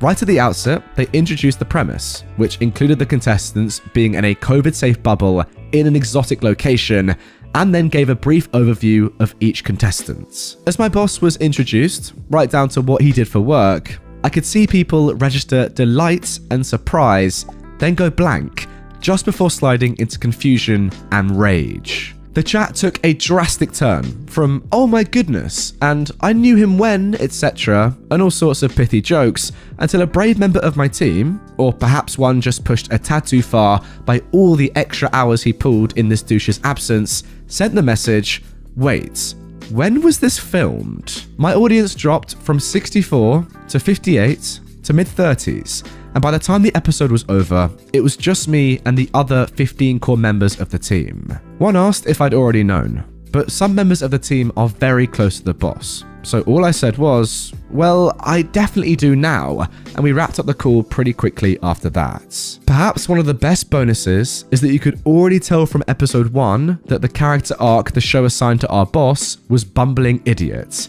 He had his true colors on in full display and some production massaging up them to the 11th degree. My boss was, as you can imagine, fired. My good buddy was promoted to his place.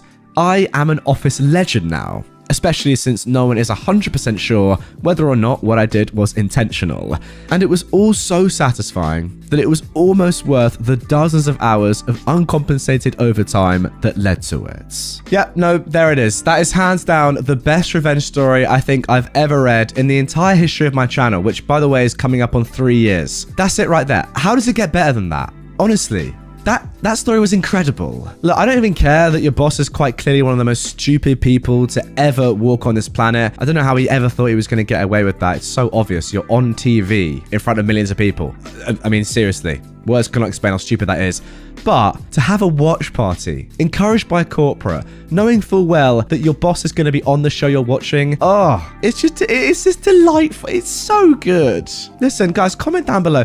Is that the best revenge story that I've ever read on this channel? If you're a long-time subscriber and viewer of me, you'll know that I've read a lot of revenge stories. Listen, is that the best? Comment down below. I think it just might be. And now moving on to our second story of petty revenge. Campus R-word dropped ID card, so I maxed out his meal plan and bought people snacks. Then I cut the card in half. When I was in undergrad, a famous American singer's son went to my school. He was awful. He had a reputation for beating people up at parties and brutally R-ing women on campus. This guy and his brother were both arrested for assault a few years back. Some women came forward to testify against him, and his dad said in response, "Boys will be boys." His son was only suspended for a few months when he should have been expelled and never allowed back on campus. I never had classes with this guy, and I didn't know him personally, but I knew what he looked like, and I always steer clear. One day, I noticed he was walking in front of me, and he dropped his student ID card without noticing. Now, I'm not sure if all universities are like this, but our IDs also stored our meal plans, and you could purchase credit to put on the card to buy snacks at the school bodega. Anyway, I picked up his ID and went straight to the dining hall. I used up his entire meal plan buying food for every student I saw. To be honest, there was only like 7 meals left, but still.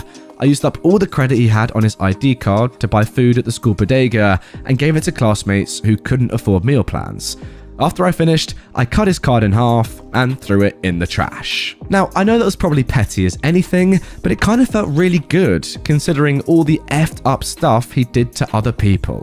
Now look guys, I'm not going to say who this person is, but I fact checked the story and it definitely is legit. All the facts make sense and it all adds up with an article I just read. But yes, it is petty, but completely justified, obviously. Like, let's be realistic. You doing that is not what he deserves. He deserves far, far, far greater punishment than losing a few meals on his meal plan and his student ID being cut up. Yes, it's petty, but it's barely even touching the surface of what should happen to this bloke. And now moving on to our final story, just a little short one to finish. You're CCing everyone about my supposed cock-up? Fine. I'll reply all with my response. We recently launched a project to a select group of beta testers. Late on a Sunday evening, I'm not paid to be on call or work on weekends, I get an email from the boss CCing everyone involved in the project that the entire site is down. Please can I get it sorted urgently as this makes the company look bad, complete with screenshot of the problem. Now I'm really glad for the screenshots. I didn't even need to open my laptop to see what the problem was. I'm mildly peeved at the tone of the email, and I don't think including everyone plus the janitor was really necessary. So I reply all to all, saying that the reason the boss is getting that error is because he has typed the wrong website into his browser. I get a sheepish mail from him the next day saying that no, it was actually one of the beta testers that had sent him the message about the website not working and the screenshots, and that he had just forwarded it on to me. And wasn't he glad it wasn't actually a problem? Sure, buddy. Yes, very petty, but I got a kick out of it. To be honest with you, I don't even know if that is that petty. To me, it just seems fair. Like, he sent you an email, a personal email, and then decided to @ everyone else in the company for no reason, and you just did the same. Karma, right? And ultimately, yeah, it was his mistake. You gotta call him out sometimes. I don't care if he's your boss. Sounds like a muppet. Call him out when he's being stupid. My cousin stole loads of jewelry, so I stole his inheritance. First of all, a little bit of backstory. 25 years ago, my aunt passed away when I was a baby, leaving my two cousins, who were both in their early 20s, alone to fend for themselves. My grandparents, who were very wealthy, put a clause in their will that their grandkids will receive half of their share of inheritance if a parent passes before the children get to the age of 30, and then the other half when my grandparents eventually pass. Both my cousins, therefore, received a very sizable inheritance, coupled with the money they got from selling my aunt's house. The younger of the two paid off her college loans and was able to buy property. She still lives on the same plot of land. However, the older sibling blew all of his money. Straight out of a book of the Bible, within 6 years, he was back to living in a condo, working as a police officer. Everyone in our small family knew he had a substance issue, so he was barely making ends meet with his officer salary and buying copious amounts of drugs. The next 4 years, my cousin went to rehab 3 times, sponsored by my grandparents. He sobered up after getting his girlfriend, now wife, pregnant. She's an absolutely wretched woman. She saw my grandparents as payday and essentially baby-trapped my cousin, thinking it was her ticket. Within 7 years, they had 3 kids, so she is locked in tight. She's a nurse, and with 3 kids around, they always needed a little boost. Guess who they'd ask? You got it, my grandparents. Now, being the kind spirits they are, they always lended a hand. My father, mother, sister and I got sick of it very quickly. My grandmother unfortunately passed away when I was 17, leaving my grandpa as the last remaining. I was undoubtedly my grandfather's favourite among the grandkids, which left a real sore spot in the mouth of my cousin and his wife. I had 2 more years at home before college, so I lived with my grandpa to keep him company and help take care of him. My cousin and his wife hated this, so much so that whenever they came to visit and I wasn't home, they would send their 3 gremlins into my room to destroy it. My room had double doors, so it couldn't be locked. This was the start. The longer I lived there, the more they would mess with me. My cousin even went as far as to place one of those little mechanical noisemakers in the cabinet in my room, the ones that play sounds at random intervals that make you think you're insane. Thankfully, my German Shepherd would always hear it, and after a week or so, she finally found it. They did this to distance me and deter me from taking care of Grandpa, so that they could swoop in and be the heroes. This continued until one of the kids found my gun. Now, by this time, I was 18 and in the possession of a firearm. I'm using quotations here because my grandfather does have guns, but he can't aim and shoot them anymore due to arthritis and nerve degeneration. So when I moved in, he placed all the weapons in my hands, should the need of self-defense arise. But should he see them out for any reason other than cleaning, there would be hell to raise. Being very well trained with guns and having a sense of pride in defending my home, I took this responsibility very seriously. I always kept a handgun in a locked container in my nightstand with the key on a high shelf out of reach from the gremlins. One fateful day, I am out getting my grandfather food when I come home and my older cousin, his wife, and my grandfather are staring at a gun on the table. It was my gun that I kept in the lockbox. It was loaded and had a bullet chambered. Now, I always keep a magazine in the lockbox, but never loaded into the gun. The lockbox itself was nowhere to be seen. So, my cousin claimed one of the children found the gun and was playing with it. I was 100% certain that he either found the key or broke the lockbox, opened it to get it, load it, as a 6-year-old would not be able to reach a key that I could barely grab, figure out what it was, load my gun, and chamber it. I tried my best to explain that what my cousin just said was BS and that I never keep my firearms loaded in the house. But my cousin, who of course is a cop, scolded me on gun safety and threatened to have me arrested if I didn't leave, and hadn't arrested me yet because we're family. I was asked to collect my belongings and go back to my parents. My cousin had won. Or so he thought. The next day, I apologized to Grandpa and explained to him that there was no way one of the kids could have gotten the key. He agreed with me and he apologized, but he thought it best I move out until things cooled down. But once they do, I'd be welcome back home. Yes, our relationship was a little fractured due to disinformation provided by my cousin. A month later, my grandfather died of a heart attack at age 86. I was devastated. I was just beginning to get back into the rhythm with him and rebuilding the trust that was somewhat shattered. To this day, I'm still unsure of what kind of man he saw me as due to my cousin. Immediately, my cousin and his wife began sucking up to my dad. As they'd already sealed payday with grandpa, it was time to move on to the uncle. This persisted for a month or two. I wouldn't stand for it. Then came time for the will. My grandfather's lawyer read out the will to me, my father, mother, and sister in our home. Our two cousins would be briefed individually on their share of the estates, per my grandparents' requests. Then the miracle line in the will comes to fruition. If anyone attempts to claim any part of the estate that is not assigned to them, they forfeit any assets they are supposed to receive, and they will be divided equally among the remaining family members. This was basically their way of saying, if you try to claim more than you're given, you get nothing. My father is supposed to receive every piece of physical property, aside from 2 or 3 items he set aside for me, from my grandparents, as he is the only remaining child. So then, moving on to the revenge. I hatched my plan. I called my cousin and told him all of my grandma's jewelry was to be donated to a charity auction. Grandma's collection of gems and metals was extensive to say the least, so a charity event wouldn't care if a few pieces didn't make it, right? It was a law of gargantuan proportions that my greedy cousin could not resist. He bit right on it and headed over to my grandparents' house ASAP, determined to snatch up as much as he could. A handful would send his kids to college. Regardless of what I said, the jewelry was never going to go to him anyways, so his actions were purely his own, since none of it was destined to be his.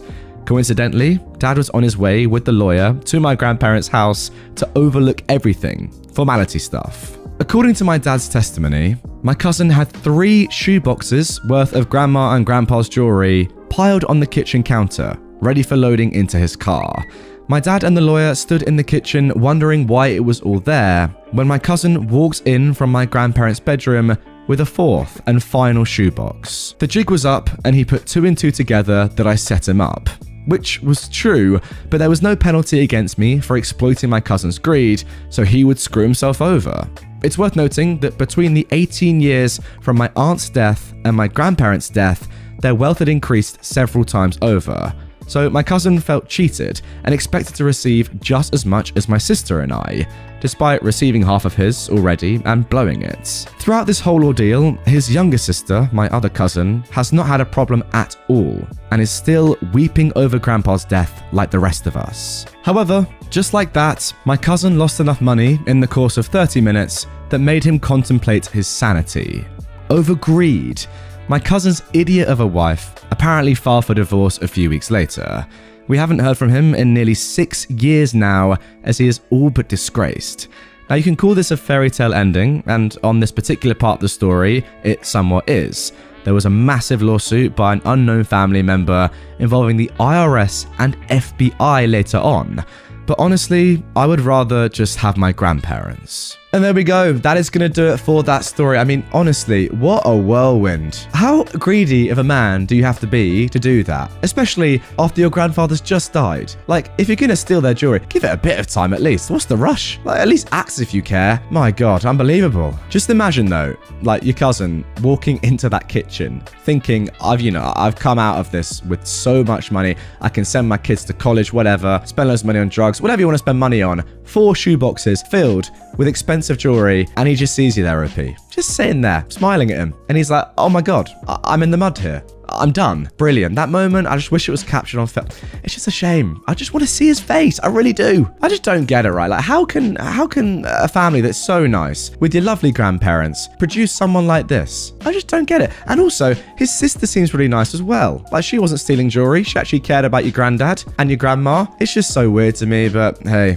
Honestly, FBI, IRS getting involved sounds a bit nuts. It's what he deserves though, come on. You can't just get away with that sort of stuff. It's frankly disgusting. And you want to know what is actually the saddest part of this whole story? It's not your cousin being horrible, because that's just on him, isn't it, really? It's not him taking your grandfather's jewelry, grandmother's jewelry.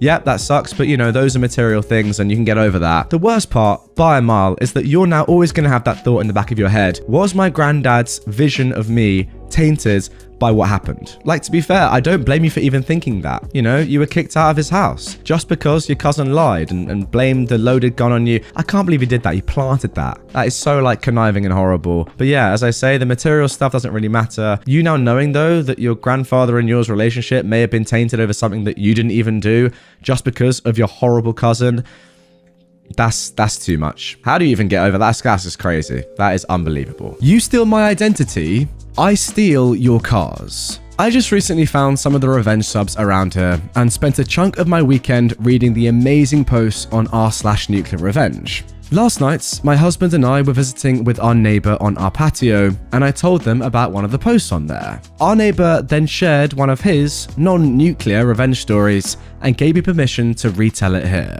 Now, names have been changed in this story to protect the guilty. Our 40-something neighbor, Frank Smith, has a brother 3 years older named Fred, with the two similar in looks and build. Apparently, these boys were not obedient children and got into trouble a lot.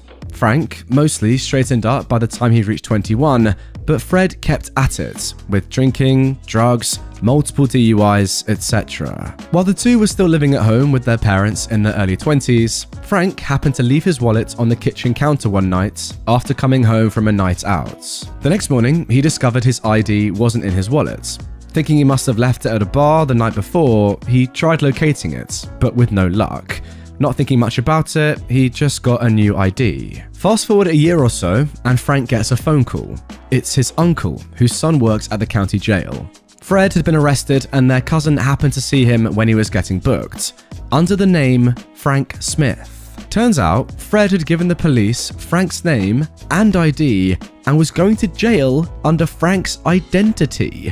Needless to say, Frank was fuming. He went down to the jail to prove he was Frank and that Fred was a liar. Fred was ultimately sentenced to serve time and stayed put. During the time that Fred was in jail, Frank received a letter in the mail from the state BMV. It said that his two vehicles, an Audi sedan and a VW Bug, were due for e-checks. That's emission checks. Frank was confused though because he only owned a truck. He went to the BMV and discovered that these two vehicles were indeed titled in his name. That's when Frank realized that his brother, who had lost the right to own a vehicle due to excessive DUIs, used his identity to register these cars. So, the revenge. Frank asked how much it cost to get duplicates of the titles, $8 each. So, he paid $16 and walked away with title documents for the two cars. He knew enough of his brother's friends to start calling around in search of the cars. Lo and behold, he located them both at different locations. Now, Frank is a knowledgeable mechanic and could start these cars without keys, but he knocked on the door of each house where the cars were. He explained to each person that he owned the title of the car, showing them the documents, and gave them the opportunity to remove their belongings from the vehicle before he took it. They understood and didn't push back, taking their things out of the car and handing him the keys. Frank proceeded to sell both cars and pocket around $3,000 for all his troubles. So I guess his brother Fred had maybe bought those cars using Frank's name and then had sold them on? Wow. The good news is that after a stint in jail, Fred got sober and became someone Frank could actually be friends with. Wow, a very interesting short little story there to start off today's episode of Revenge. Pretty crazy that someone's own brother would steal their identity just to buy some cars. I mean, fair play, you gotta do what you gotta do, but my word, that's a little bit tough. I don't really get it, to be fair though. Like, surely you would just steal the ID of a random stranger rather than your own brother, because that's gonna potentially put your brother in a tough spot if he ever finds out that his ID's been stolen by you, or, you know, maybe at some point he'll get a bill for, you know, the insurance on his cars or whatever you've been spending money on. Seems weird to go to your brother before a random stranger, but hey, pretty weird person anyway. To be fair though, it's pretty clear that he was not in the best place, and the fact that you're mates now, pretty sick. And now moving on to our next post. Now this one actually comes from r/NuclearRevenge. Uncle made fun of me for not graduating high school and called my mum a blank. So I took away his business, marriage, kids, and freedom. So this story happened a few years ago, back in 2016, when I was in my senior year of high school. I will start with some info about the victim of this story, or in better terms, the butthole that got what he deserved in the end. My dad has 3 siblings, all older than him, and all equally trashy human beings. They bullied my dad for years and made his childhood hell after their parents' divorce, due to him being slightly darker in skin tone than them. Grandma is white, grandpa is brown-skinned. Same. They were abusive, racist Fs, and the worst of them was my older uncle, who became a big bully and a snob that saw himself as better than anyone else. All the bullying and the bad treatment screwed up my dad mentally, so much that he became a raging alcoholic, which made my life a living hell as a result, until I moved out 2 years ago, causing me many traumas that I'm still dealing with till this day. In my country, the most important year in your school life is your last high school year. It ends with a nationwide exam that determines if you can even go to university or not, and the success rate in this exam is fairly low. Basically, if you fail, it's either you drop out and move to low-paying jobs that will never amount to anything due to our country's bad and declining economic state, or you just keep repeating till you get your degree and go to a university that you don't even want to be in, but at least it's a safety net that can get you out of the country hopefully one day. I really want to know what country that is. That is very interesting. Things did not go well for me due to family issues and me having undiagnosed ADHD at the time that was causing me a lot of academic problems without me knowing the cause, which in turn gave me some sort of depression. It goes without saying that that year ended up in me failing, and due to the importance of that exam, people saw it as a shame and kind of a big letdown. Needless to say, due to the long introduction, my family never had a relationship with my uncles, especially that they looked down on us due to my father being an alcoholic and us being dirt poor, which made them think less of us. Bear in mind, they stole all of what my dad inherited from his father, including a house and a piece of land that could have lifted us to at least a mid-class level. Lo and behold, my oldest uncle, who I last saw when I was 7, came to visit us 3 days after I failed my diploma. Now, I already didn't like the guy after all the stories that I heard about him, and his visit felt weird, like he had no business being around us at all, and somehow he came uninvited. My mum sat him down and started making the usual small talk, and then she called me, saying that he wanted to say hi. I went, and the conversation went as follows. "Oh, look how much you've grown up. It's been a while since I've seen you. You look just like your dad. The apple doesn't fall far from the tree after all. Even in terms of being a successful person, you're following in his footsteps." Then he let out, after that, the most loud and sarcastic evil laugh ever. "Wait, what do you mean by this?" I asked him. "Well, I heard you failed your high school. Guess this branch of the family is bound to be the loser side. I guess you better shut your mouth and F off. No one wants you here anyways. I guess your blank of a mother didn't raise you well. What did I expect from hood rats like you?" And after that, things devolved into a shouting match and he left. After what happened, I was mad for a while, and I couldn't forget the humiliation, and I decided that one day I will exact some revenge, so I started plotting. I did some digging till I discovered that all his business and assets are in his wife's name, and he basically owns nothing due to him committing tax fraud and ripping off his former business associate out of a lot of money, before then declaring bankruptcy, transferring the money and everything he owns to his wife to evade taxes. I came into contact with a former employee of his that agreed to testify if this stuff ever came to court due to him being a trashy human being overall and treated them like absolute trash while they worked for him. Move forward a few months, and trust me Reddit, I made this account just to tell this story, because what happened later was basically a gift from the gods that helped this story go from pro-revenge to nuclear real quick. I couldn't even hope for a better outcome than this. He came to our house again to speak to my dad, because he wanted to make a golden custom ring for his daughter's 10th birthday. My dad's a jeweler. So while he's in our house, he called out for me, asking for a phone charger, because his phone is dying. And at that moment, I almost jumped from glee. It's my chance to get his phone, dig around, maybe I can find any documents or emails that can be used later in the police case that I was assembling against him. I told him I don't have a brick, but I can charge his phone with a cable from my laptop. And him not knowing any better, like the boomer he is, gave me his phone without batting an eyelid. Now his phone had a passcode, and obviously asking for it was way too suspicious. So my plan to check his email went down the drain. But still, I removed his SD card, put it into my laptop, and copied all his files. I then of course charged his phone and gave it back. He eventually left, and then boom, I locked my room and started to check all the files. Now, I found nothing at all for a while, but as soon as I was about to give up, I found a well-hidden file with a few videos on it. And then I struck gold. A full-blown sex tape of him with another woman, with his face fully available, clear as daylight, and I was literally singing to myself from excitement. So then, moving on to the revenge. A few weeks later, I made a Facebook account and made it look like his mistress's account. I then made a bunch of other accounts that looked like friends and family, commenting and interacting with her. After that, I added his wife and texted her saying that I am her husband's mistress. Now, she did not believe me at first until I gave her way too much personal info that I knew about him for her to keep not believing me. I told her that he'd lied and said they were divorced and promised me marriage.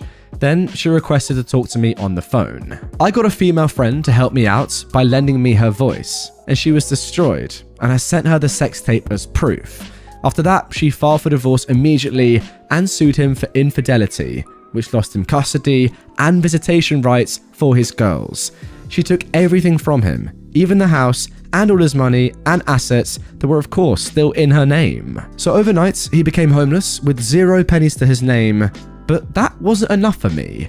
I met up with his former business partner through that former employee who especially hated my uncle's guts, and I told him everything, and that the employees are willing to testify against him in court.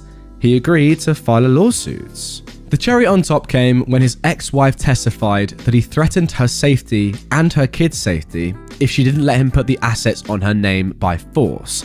And she literally pulled out phone recordings that she had of him being abusive, saying that he will kill them all if she didn't let him basically use her as a tax evasion tool, and that she was so scared to use these due to her fear for her children's safety. Due to their previous divorce case, the judge needed to hear no more. That man got hit by 15 years in jail so fast that he couldn't even comprehend what happened before he was on his way to the slammer. He'll never see his family again, and he'll never have his fortune back. Just to rub some more insult into the injury, I visited him a year ago, and I just said one sentence.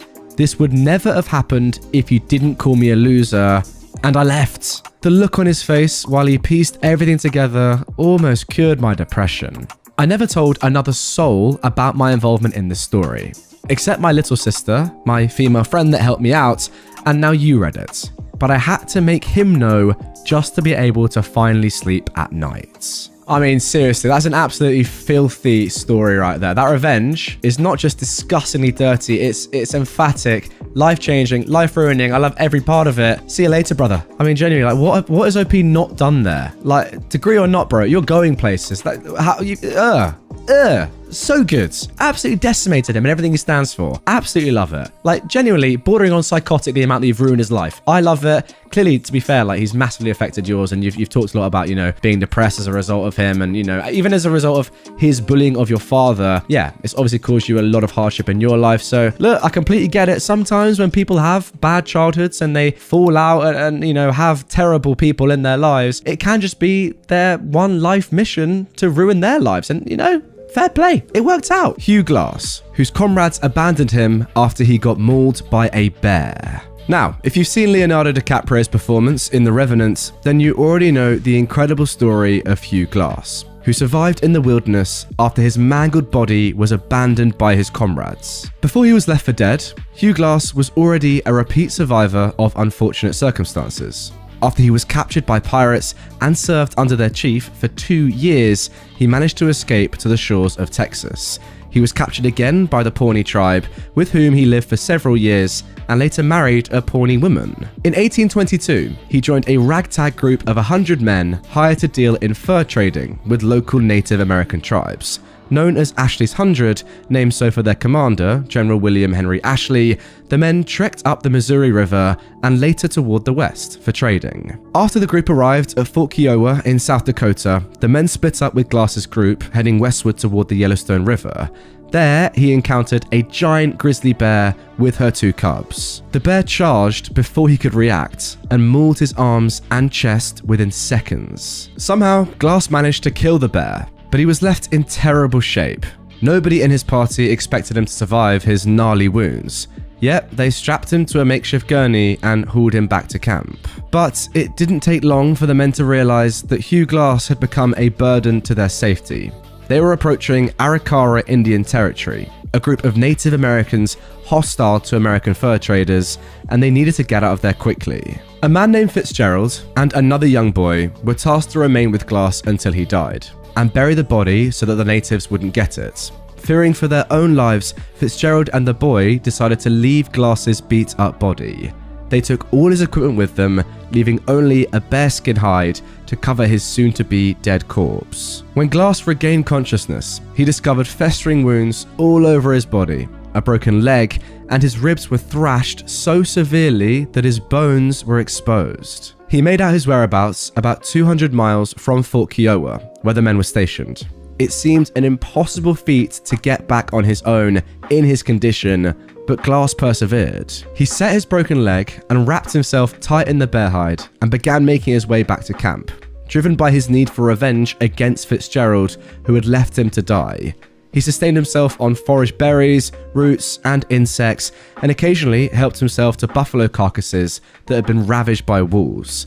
After a while, he gained enough strength to walk instead of crawl. He encountered the friendly Lakota tribe and bargained his way onto their skin boats, which he rowed down the river for 6 weeks. When he arrived at Fort Atkinson, where the Ashley party had moved, he re-enlisted and later landed in the same port where his old frenemy, Fitzgerald, was stationed, in Nebraska. According to eyewitness accounts of their reunion, Hugh Glass had stopped himself from killing Fitzgerald out of fear he'd be punished for killing another soldier. So instead, Glass gave Fitzgerald a promise. If the man ever left the army, Glass would kill him. Suffice to say, Fitzgerald served for as long as he could. Now, those of you that have seen The Revenant know this story, of course, but it might have been nice to hear a little bit more background. I just love that this man now can never leave the army, or he knows that he's going to be tracked down and killed. That's just brilliant. Like, imagine that at the back of your head. You're like, I can never leave. I'm done. I'm literally done. There's actually something so like nice about that, just elongating the revenge and the fear that Fitzgerald is going to have, because yeah, look, you could attack him right now and try and kill him, and maybe you would, who knows? But also, how about you just wait like 50 years? And in the back of his mind, he's always going to know he's in massive danger as soon as he leaves the army. The fear that would cause for that length of time? Mental. Now moving on to our second real story of revenge. Diana, the vigilante femicide bus driver hunter. In recent years, there has been a growing pandemic of femicide in Mexico. That is, the abduction and killing of women. It's estimated that 6 women are murdered every day in the country. And, most alarmingly, news reports revealed many of these crimes were aided by local officials and transit officers, including city bus drivers, who sometimes doubled as drug dealers. The worsening conditions have spurred a grassroots movement of women rights activists who are bringing wider attention to this horrific trend. But rampant corruption in law enforcement has often forced women to take matters into their own hands. One of these female vigilantes is a woman named Diana. Nicknamed the Bus Driver Hunter, Diana was a disguised vigilante who worked to avenge the more than 800 girls and women allegedly killed or abducted by Ciudad Juarez bus drivers. After murdering 2 bus drivers suspected of being accomplices in these crimes against women, Diana sent out this letter to local news outlets explaining her actions. You think that because we are women, we are weak. And that may be true, but only up to a point. Because even though we have nobody to defend us and we have to work long hours until late into the night to earn a living for our families, we can no longer be silent in the face of these acts that enrage us. We were victims of sexual violence from bus drivers working the Maquila night shifts here in Juarez. And although a lot of people know about the things we've suffered, nobody defends us, nor does anything to protect us. That's why I am an instrument that will take revenge for many women.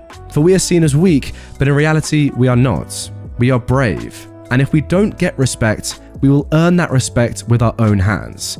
We, the women of Juarez, are strong. Reporter Yuri Herrera, who covered Diana's story on This American Life, spoke with female public transit users in Ciudad Juarez, where the homicide rate is double that of the entire country, about the armed vigilante. One young mother remarked candidly, How great that someone's doing what many of us should have done. Another woman commented on her bravery, saying, "I'm not sure what she did is justified, but you've got to admit that the woman has guts." The public's response to the vigilante fighting for women's safety clearly stems from the public's hopelessness in the face of the growing murders. First, the police denied the problem. Then they played it down. And finally, they blamed the victims' lifestyle and their families, explained Oscar Mayneth, a criminologist who's worked on numerous femicide cases in Mexico.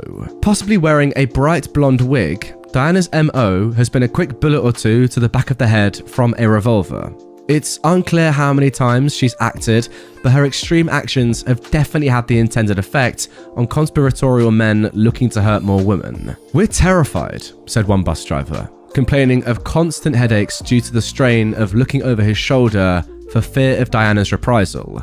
"We're frightened of our own shadow." So far, Diana remains at large, and while her revenge against the men who continue to harm and kill Mexican women has not stopped the rising toll of victims, it has provided women some form of comfort that someone is looking out for them.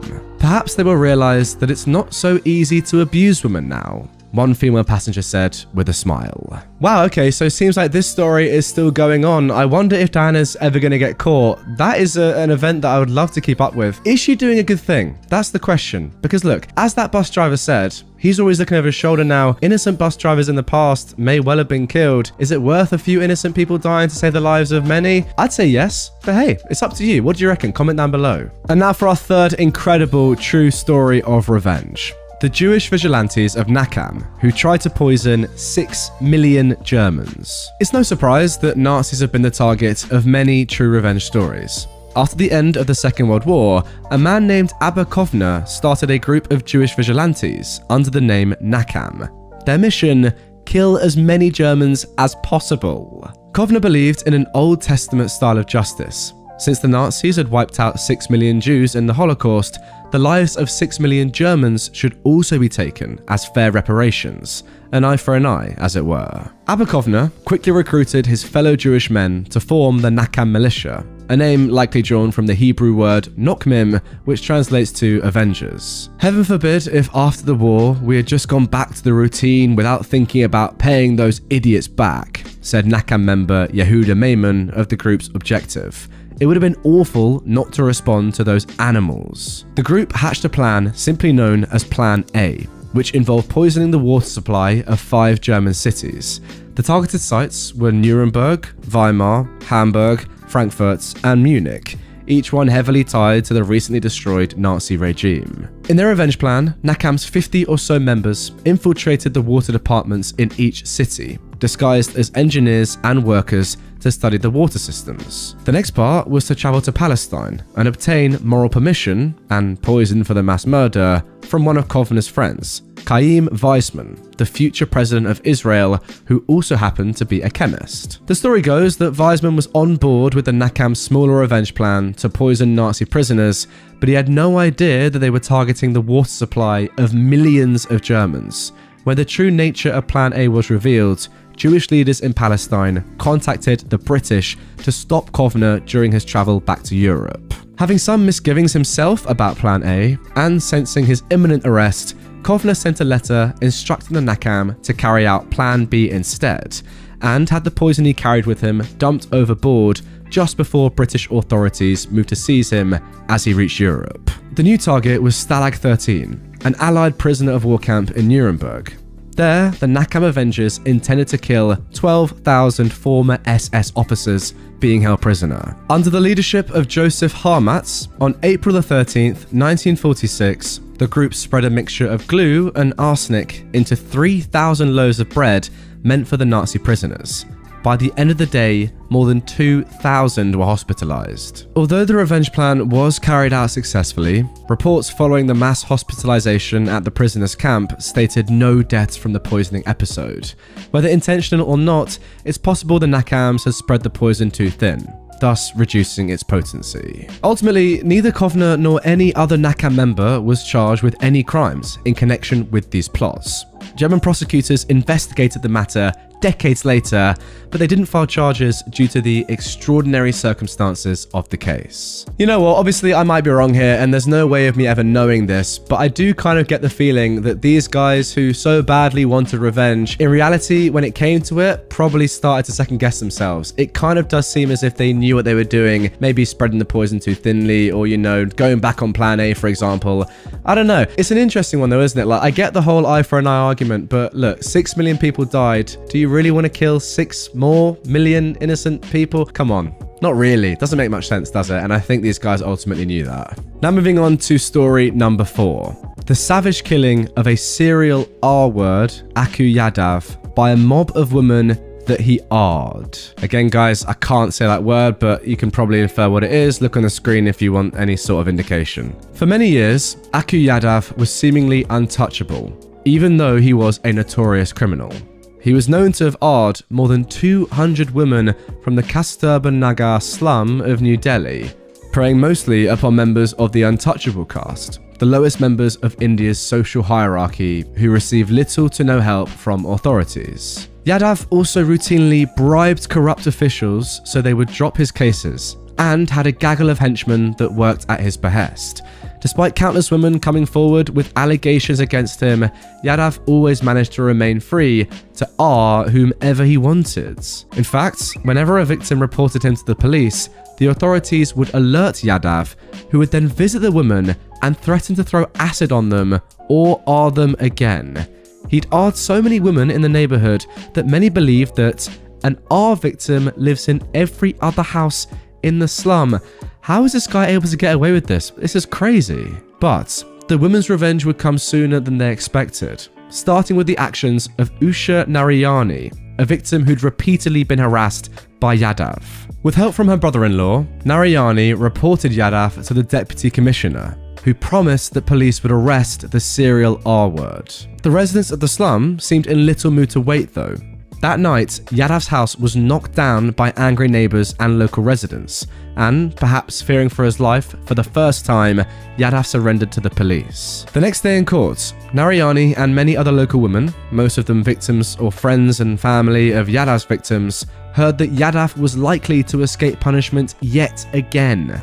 Together though, they swarmed the courthouse, armed with vegetable knives, stones, and whatever else that was at hand. As he walked past the angry women in court, Aku Yadav taunted one of them, calling her a prostitute and threatening to R her again, and the policeman who was escorting him laughed. The arrogance of Yadav and the open neglect of the police, who were supposed to protect the woman, caused the woman to simply snap, and an altercation quickly broke out. "We can't both live on this earth together. It's you or me," the woman cried as she began beating Yadav with her sandal. The other woman quickly converged on Yadav as well. The mob was so violent and overwhelming that the police guards quickly fled the courtroom, leading Yadav to the armed mob. The attack lasted for more than 10 minutes and left Yadav's body completely dead and butchered on the courtroom floor, with 70 stab wounds and his penis cut off. It was not calculated, Narayani later spoke of the incident. It was not a case that we all sat down and calmly planned what would happen. It was an emotional outburst. The women decided that, if necessary, they'd go to prison, but that this man would never come back and terrorize them. Indeed, when police tried to arrest 5 of the women for Yadav's death, all the women in the village protested, and soon every one of them had taken responsibility for the murder. Narayani and several other women were arrested and tried, but were eventually released due to lack of evidence. The death of Aku Yadav at the hands of the women he tortured was a wake-up call to the police about rampant sexual violence against Indian women, and remains one of the most satisfying stories of revenge out there. How I got my landlord arrested for auto theft. I used to live in a rental townhome. The place was great. It was run by a big company, but they paid an on-site super to run the office, coordinate repairs, etc. When I moved in, it was this nice older retired couple. A few years later, they moved on, and the company hired these 2 young dudes. They were buttholes. Recent college grads who looked down on the blue-collar tenants, did loud parties all night, generally ignored the grounds, ignored maintenance requests, etc. But that's not how I got them arrested. In addition to renting the townhouse, you could rent a covered spot. If you did, they gave you a hang tag, and if you didn't have the hang tag, you'd get towed. I had the same car, same spot, and same tag the whole time I lived there. One day I come out and my car is gone. It was towed for no hang tag, but in the pictures the tow company took, it's clearly there. I paid to get it out and complained to the two idiots. They had to call to authorize a tow. The company couldn't just do it on their own. They gave me a terrible apology. About a week later, same problem. Again, towed for no tag. Again, the tag's right there. This time I called the corporate office and complained. After that, it started happening nearly every day. When I talked to the supers about it, they just laugh. I knew they were doing it on purpose, so I did some research. The tow company gave me the names of the people who called it in, and it was mostly one guy, but sometimes the other. The tow company wasn't liable because the landlords had called them, so that was out. But I did some research and found out that in my state, calling for a tow when you know it's not a legal tow is Grand Theft Auto, just like if you broke into a car. I also found out you can record conversations in my state without telling the other person. So I went in to meet the two bros to talk about the situation. They told me, on tape, that the first two times were mistakes, but after that they did it on purpose and would keep doing so until I learned my lesson. They stated that they knew I was okay to park there, but they didn't care. I took that recording and the list of calls to a buddy who's an attorney, and he helped me to take it to the local police. The police were more than happy to have a couple felony charges dropped into their laps, so they filed charges and went to arrest them. Corporate fired them the same day, refunded all of my fees for getting my car out of hock, and gave me a rental discount for a few months. They both ended up eating the felony and got probation. Last I heard, they weren't able to find decent jobs because of the felonies, and also couldn't pay their student loans. Both ended up working construction, which they'd sneered at because that's all they had left. And there we go. I guess not stealing in the normal sense that you'd imagine, but technically and legally, definitely stealing. Straightforward solution, an elegant revenge. Good stuff, let's carry on. My boss thought she could insult everyone, so I made her pay for everyone's vacations. Last year, I took a summer job for a kids camp. It seemed to be quite well paid, and I wanted to know how working with kids would go. The hiring process was a little odd. As for the interview, I was called unexpectedly, and a woman, who later became my boss, spoke on the phone for about 2.5 hours, asking some really weird personal questions. For example, she asked, "You aren't a COVIDiot, are you?" Remember that, it will be a factor in the story. Anyway, I needed the money and it was the only callback I'd gotten so far, so I took it. She then made us all come in 2 times before starting the job, so that she could explain it to us. Both times it went on the whole frickin' day without being included in our payments because it wasn't mandatory. I got to be the boss of my team. Then the first day came around, and we faced 20 plus children with their parents. But the boxes with the name lists, the toys, and everything wasn't there. We basically improvised and wrote their names as they came in and hoped that they are indeed signed up. Later, the boxes arrived, but the contents were measly at best. She'd given us 2 kinds of games, Uno and something else, 3 times over. We got little instruments for the kids to decorate, but when she came around to check on us a few days later, she screamed at us. "The frickin' kids," she said, "shouldn't have been allowed to take the instruments home," which she'd never told us and made no sense. The next few days went on like this. She came around and screamed at us for doing something that made sense to every one of us, pretending she'd instructed us otherwise at the unpaid, non-mandatory orientation meeting, which I attended every time, but she just talked about her personal life. No instructions. She went on and offended every single person in existence. She doesn't want to have lactose intolerant or handicapped kids in the camp because they're too much of a hassle. My Muslim colleague got scolded for wanting to go home to her toddler after a 10-hour shift, and she asked in front of everyone if her son still sucks on your titties, because else she doesn't have any reason to go home. Parents with questions or complaints are to be educated like kids because they behaved like that when they didn't get screwed by their wife the night before. Also, she made us work more than 12 hours without a break, and then she'd trash on me when I stood up and went home at the 12th hour. We have a law that requires us to leave at that time. But 2 events stood out when she went after the kids. On the first occasion, you have to remember that this woman has an unhealthy obsession with Corona. She not only changed the rules of everything anytime it fit her narrative with us, she also did that with the parents, which led to misunderstandings every single day. So she asked the children, aged 4 to 10, which one had done an antigen test and who had a PCR test. Of course, the children didn't all know what that was, and a little 5-year-old girl raised her hand for the false one. When the witch, my boss, noticed that, she gave this poor girl the scolding of her life and told her that she's as dumb as a rock for not knowing the difference. I'm pretty sure this girl had spit in her face. I was so in shock, I probably should have slapped her for it, but I didn't. The girl tried hard not to cry and didn't come back days after. The second incident was even more disturbing. A 4-year-old boy hit his head at the playground when they were all outside. I was back in the office when my colleagues came running in. I called the boss while my colleague called the ambulance. When I told her what had happened and that my colleague was already on the phone with the ambulance, she scolded me. But not because that boy got hurt, no, because we'd called the ambulance. In her world, it wasn't that bad, and his father shouldn't find out, as if he was blind and wouldn't have seen the open wound anyway. The ambulance came, told us it was completely fine, but it was mandatory to call them in this case as an institution, and the boy suffered no further injury. He is fine now, thankfully. But I was furious. I was completely freaking out in anger. I'd only worked there for 9 days, and the kids, as well as us, had been abused enough. Instead of going after my impulse to call her back and tell her off, I calmed myself. And the next day, I didn't go to work, but to the doctor. I explained to the doctor that my boss abuses me, but I can't terminate the contract early. So to keep me from snapping, she put me on a sick leave without end dates. My boss was not amused when I sent her that doctor's notice, but I ignored her calls. I then proceeded to talk with my teammates and encouraged them to get sick leave, and told them exactly what they could do and say to get that. My boss even tried to get rid of my Muslim co-worker illegally. I explained to her that the paperwork from them is not legal and she should ignore it and also go on sick leave. So, in about a 2-week frame, my location had to replace all 6 people, including me, the boss of the team. And I took all records home too, so my boss couldn't just pass them on.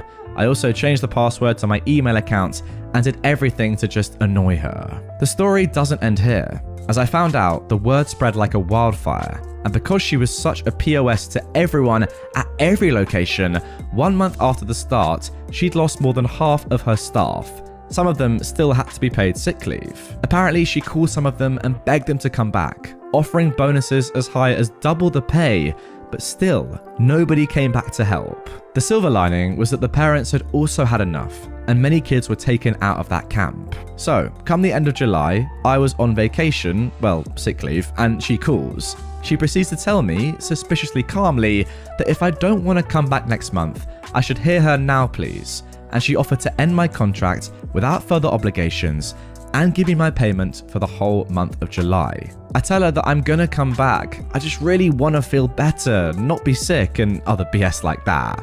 And of course, I just didn't, and I proceeded to collect 1 additional full month of sick leave without even ever speaking to her directly again. I also went out of my way to continue offering information for every single staff member of all the locations that wanted to leave and still get paid, or wanted to know where they could report the boss. So, in the end, this is what my boss got for being a disrespectful cow. She lost half or more of her workers. Everyone hates her and wants nothing to do with her. Really bad publicity included. She had to pay me the full 2 months. My vacation time out in money, which is quite expensive at them, as I didn't take it because I was sick, pay my overtime, and the mandatory bonus you get for doing extra hours. All of that multiplied by 6 at least. That meant that I got around 6,000 euros for 9 days of work from her. Her entire enterprise went downhill, and finally, of course, I also had to get my money through legal support, so that came onto her too. I can't explain how much detail I put into the legal planning in order to get all the people paid out as much as possible without any chance of legal repercussions ever. My butt is safer than safe. She will never be able to retaliate on what I did. I studied law for a while and got everything double-checked by professionals. She tried to harass me. I blocked her. But I heard she read my personal information to the other colleagues who stayed there and called me all possible names. So if she ever tries to sue me or blackmail me, I have evidence and witnesses of her trying to dox me, insulting me, and various other things.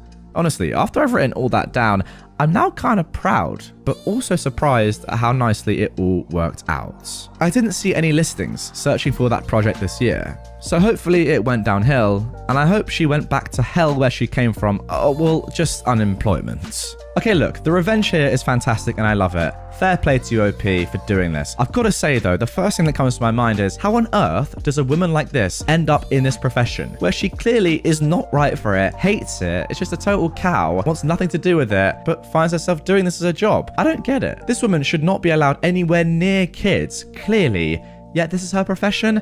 I don't understand. I'm not even joking here. Surely at some point you have to get child protection authorities involved. There is no way she should be allowed within 5 meters of any child, even her own. I'm sorry, but it's true. Now, for those of you wondering how OP got away with being perfectly healthy and just getting a doctor to write all this off and going on permanent sick leave, they do kind of explain in the comments down below how it was possible. It turns out that all the employees had kind of ongoing health issues. Talks about his depression, some people having long COVID, another with anxiety, bowel problems, that sort of stuff. So they did have underlying things that wouldn't necessarily stop them from being able to go to work, but when they needed them, they could kind of use them and this nice doctor to get what they wanted, if that makes a little bit of sense. You didn't get it in writing.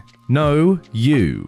Here is a story about the first job that I had a decade ago. Disclaimer, there's some vagueness ahead because both parties, the company and myself, displayed some awful behavior leading to some horrendous consequences for all in the name of revenge. So, I was a new but qualified recruit in a small team that was working with a very large client and stakeholder in the company. Despite my skills, it was my first real job fresh out of grad school, so I was inexperienced with office politics, contract law, power hierarchies, and more. The clients had given us an almost impossible task to prototype a complex solution to a technical problem that they had.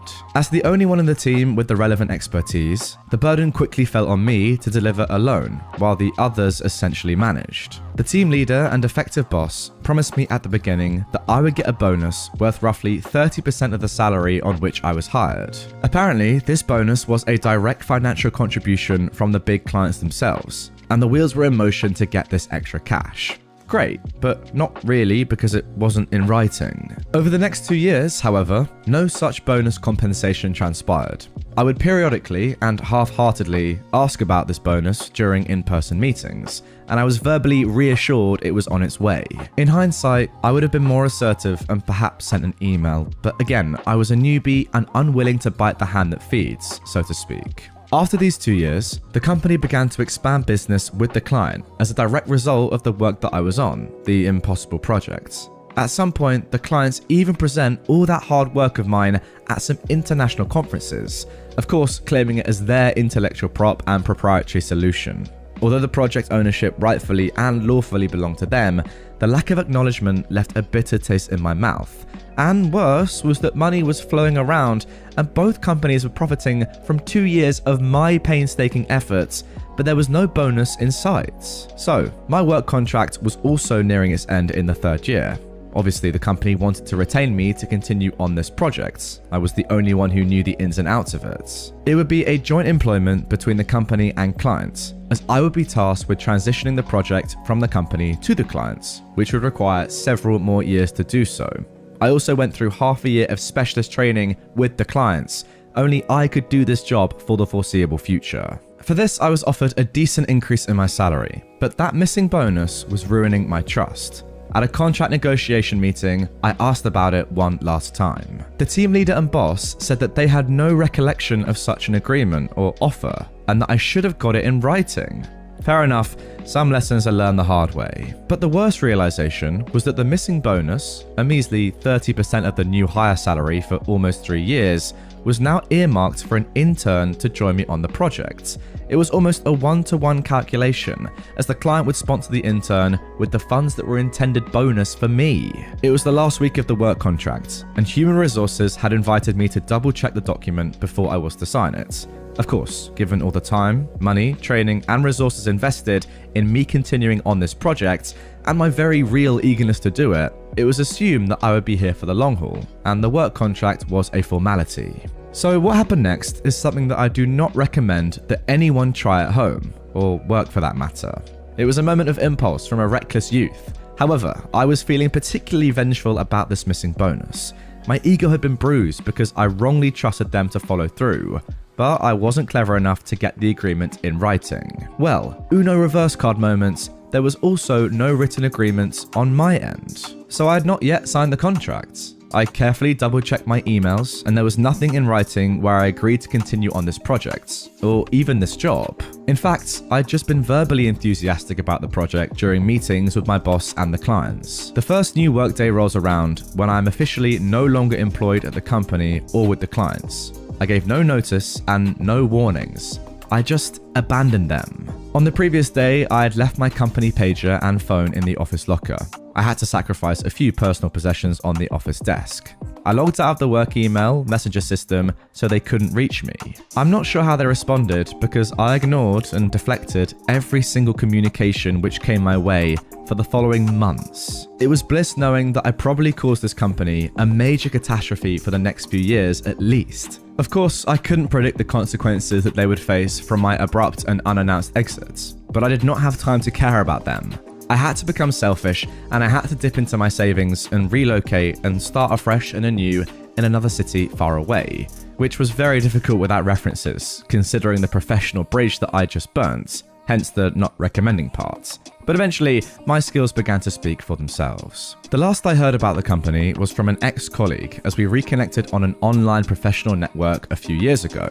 Apparently, the company still exists, but it's a shell of its former self, as things went horribly south after I left. They lost the big client, as I had anticipated. No one else had the skill set to do work. The clients are still players in the sectors, but I have the great fortune of not having had to interact with them so far. But I could not have predicted the domino effect that followed in the company. A few more large clients followed soon after because staff had to be reshuffled to do my project, and these other clients felt neglected. Now the company is downsizing and in the process of being swallowed by a competitor. From what I gather, the other big casualty of the revenge is my ex-boss developed some substance problem around this time to cope with this stress, triggered in part by not being able to contact me for months on end during a critical time in the company's expansion. Throw in a divorce too, because this work stress destroyed the marriage as well. I did feel a little bit guilty when my ex-colleague explained all this, and I still do. Is it enough for me to right my wrongs and write an apology or something? Not really, but perhaps I'm wrong here. I am open to suggestions. A quick note, this ex-boss has tried to get in touch with me a few more times, some years after things went downhill, but I was too busy, so I just continued to ghost him. But anyway, here is to that disgusting company. I hope it was worth the measly bonus that I deserved. I was brought on as a new recruit, and I was a junior who had to lead the project from get-go. I had to work hard and learn new skills in the hours outside of work, just so the fat clients and middle management could reap the rewards. Not on my vengeful watch. The reason that I am writing this is that it's somewhat cathartic. The company did some terrible things, and so did I. But this missing bonus still eats me from time to time. I could have bought a house, and I could have settled down in that old town. I wouldn't have been displaced for months, and living with my head just above the water, having to rebuild myself for a good few years following that. Abandoning the project and the job was professional suicide at the time. But my revenge was such that whatever happened, I would try to get through my life without groveling back to that company. Of course, this arrogant buttholery of mine, born from this hatred having not gotten that bonus, still has at least one unwritten chapter. At the current workplace, where I'm also a stakeholder now, I am now proposing a new version of that old project I began a decade ago and never got a chance to see to completion. It would be nice to showcase a patent during an international conference attended by those big former clients.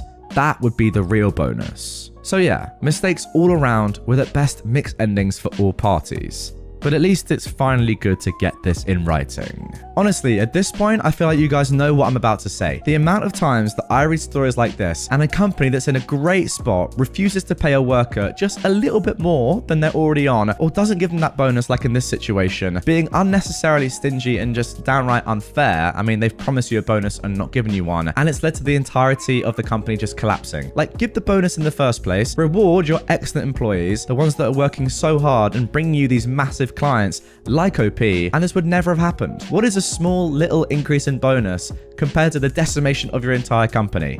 Answer me that, Mr. CEO. I mean, it is actually pretty terrible. They lied to you for 3 years effectively about your bonus and then used that money just to get an intern instead. What? Again, it's one of those stories where I feel like they just thought they could get away with it and could carry on as they already were, taking advantage of you, and clearly you were better than them. And, you know, fair play for you for sticking up for yourself, not signing the contract, which is what the majority of people would have done, and yeah, achieving good things as a result. My sister doesn't want to free her live-in unpaid maid, so I got her fired. Obligatory backstory. Many of you have probably heard of families with strong hierarchy structure, normally with the eldest in the family having the most influence. Now, my family is one of those, except that my parents are drug addict deadbeats, so my eldest sister, who is 31, who will be the entitled mother of this story and will be referenced as such, raised all 5 of us. She is the boss of the family. She says jump, everyone says how high. The focal point of the story is my youngest sister, who I'll call little sister. She's 20 years old. Most of us have a handful or at least a couple of memories with our mother before she lost her mind, except for little sister. For her, our oldest sister is the only mum she ever had. And our oldest sister knows how to take advantage of that. All of us noped out of our parents' house as soon as we turned 18. Except for our older sister, who waited until little sister and our brother were raised and in their mid-teens to move across the country, and soon found jobs and accommodations for all of us to move to the same state as her. Little sister begged for years to move in with her, but entitled mother, again, that is the 31-year-old older sister, always denied, saying that somebody had to take care of our father, and because she and her new husband needed privacy and space. That was until entitled mother got pregnant. She got little sister to move in with her, and she's been there for the past 2.5 years, helping out. Now to the story. Entitled father's family, I assume that is entitled mother's husband, wanted to visit for a couple of weeks. So little sister had to stay with me for that time so that they could use her room. It's worth noting that entitled mother didn't ask or let me know about it, she just dropped our little sister off. One day, she saw me studying for my master's degree and said something about how she always wanted to go to college, and this is how it went. So, why don't you? I said. Oh, well, I talked to entitled mother about it, but she said not everyone is the college type, and that I wouldn't have time to work, study, and take care of niece at the same time, and it's expensive. Most people work and study at the same time, and she can put niece in a daycare. I'm sure it wouldn't be that much more expensive than what she's already paying you, but she doesn't pay me. She already gives me food and shelter, and if I need money, I just take a shift at work. And this is how I learned that my sister was not only babysitting, but also cleaning the entire house for free every day. She was only able to work 8 hours per week at her normal job because she was too busy taking care of our niece. Long story short, it took me weeks to convince her to apply to community college, and then more weeks on the actual process. But she finally got confirmation that she would start in September. All of that was behind entitled mother's back. She was planning on telling everyone the next time we all got together, which would be Independence Day. But before that could happen, entitled mother got everyone together at her house to announce that she was pregnant. Little sister starts crying at this point because now she wouldn't be allowed to go to college. Entitled mother gets deeply hurt and offended that she planned this behind her back. I butt in. Our other siblings butt in. It's just generally a mess. How could you do this to me? Who's going to take care of the babies? I can't believe you'd be so selfish. If you like OP so much, go and stay with her. These were all some of the things that she said. She kicked me and little sister out, who stayed with me until they made the peace. Both of our siblings reached out, one to say that I should have minded my own business, and the other to tell me she was on my side, but wouldn't say anything. After that, little sister moved back with her and didn't go to college, but they agreed she'd get paid $6 an hour and would be allowed to take more shifts at her normal job until the baby is born, and then go to real college after the child turns 1 year old. Look, I know it's messed up, but all of them, especially little sister, worship entitled mother like a god. I waited a year to act on my revenge, making sure my sister had saved enough money to live on her own. So here we go, the revenge. First, what I did was research the legality of paying a homeless person in food and shelter. In the US, and depending on the state, it's legal as long as you do not cross the line and the person becomes an employee. For example, you can give the person a list of tasks you want done. However, You cannot say that it has to be done in a certain amount of time. You also cannot request someone to be somewhere at a certain time. You can ask, but not demand on the time. It comes down to a choice of words. Also, you have to comply with rental laws. If your local laws say that you must give 30 days notice to a tenant, then you must give 30 days notice to this person as well. Now, I had proof of all of the situations. Several screenshots of entitled mother admitting to not paying and not allowing little sister to move out or get a job, and also admitting to kicking her out whenever she wanted. All this technicality seemed worthless since nobody would sue her, but that didn't matter. I just wanted to make sure that her boss knew that if she were to be sued, it would be a sure case. Now, entitled mother works for a civil rights attorney's office, so discovering she has a literal modern-day slave would probably get her fired. I could have just created a burner email and sent it all to her boss, but then they would explain to her why she's getting fired, and that would get me and little sister in trouble. So, what did I do? Well, entitled mother was always complaining about one of the bosses on her job that hated her and had tried to get her fired for ages. I went to the company sites, found the woman. Thankfully, she was the only Ashley that worked there. Found her on Instagram and on Facebook. There, she had a post tagging her yoga studio. I went to said studio and created my membership. It took a few weeks of trial and error trying to find exactly what class Ashley belonged to, but I finally found her. Then I went to yoga class every Tuesday and Friday at 8 AM for months, slowly building a friendship with Ashley.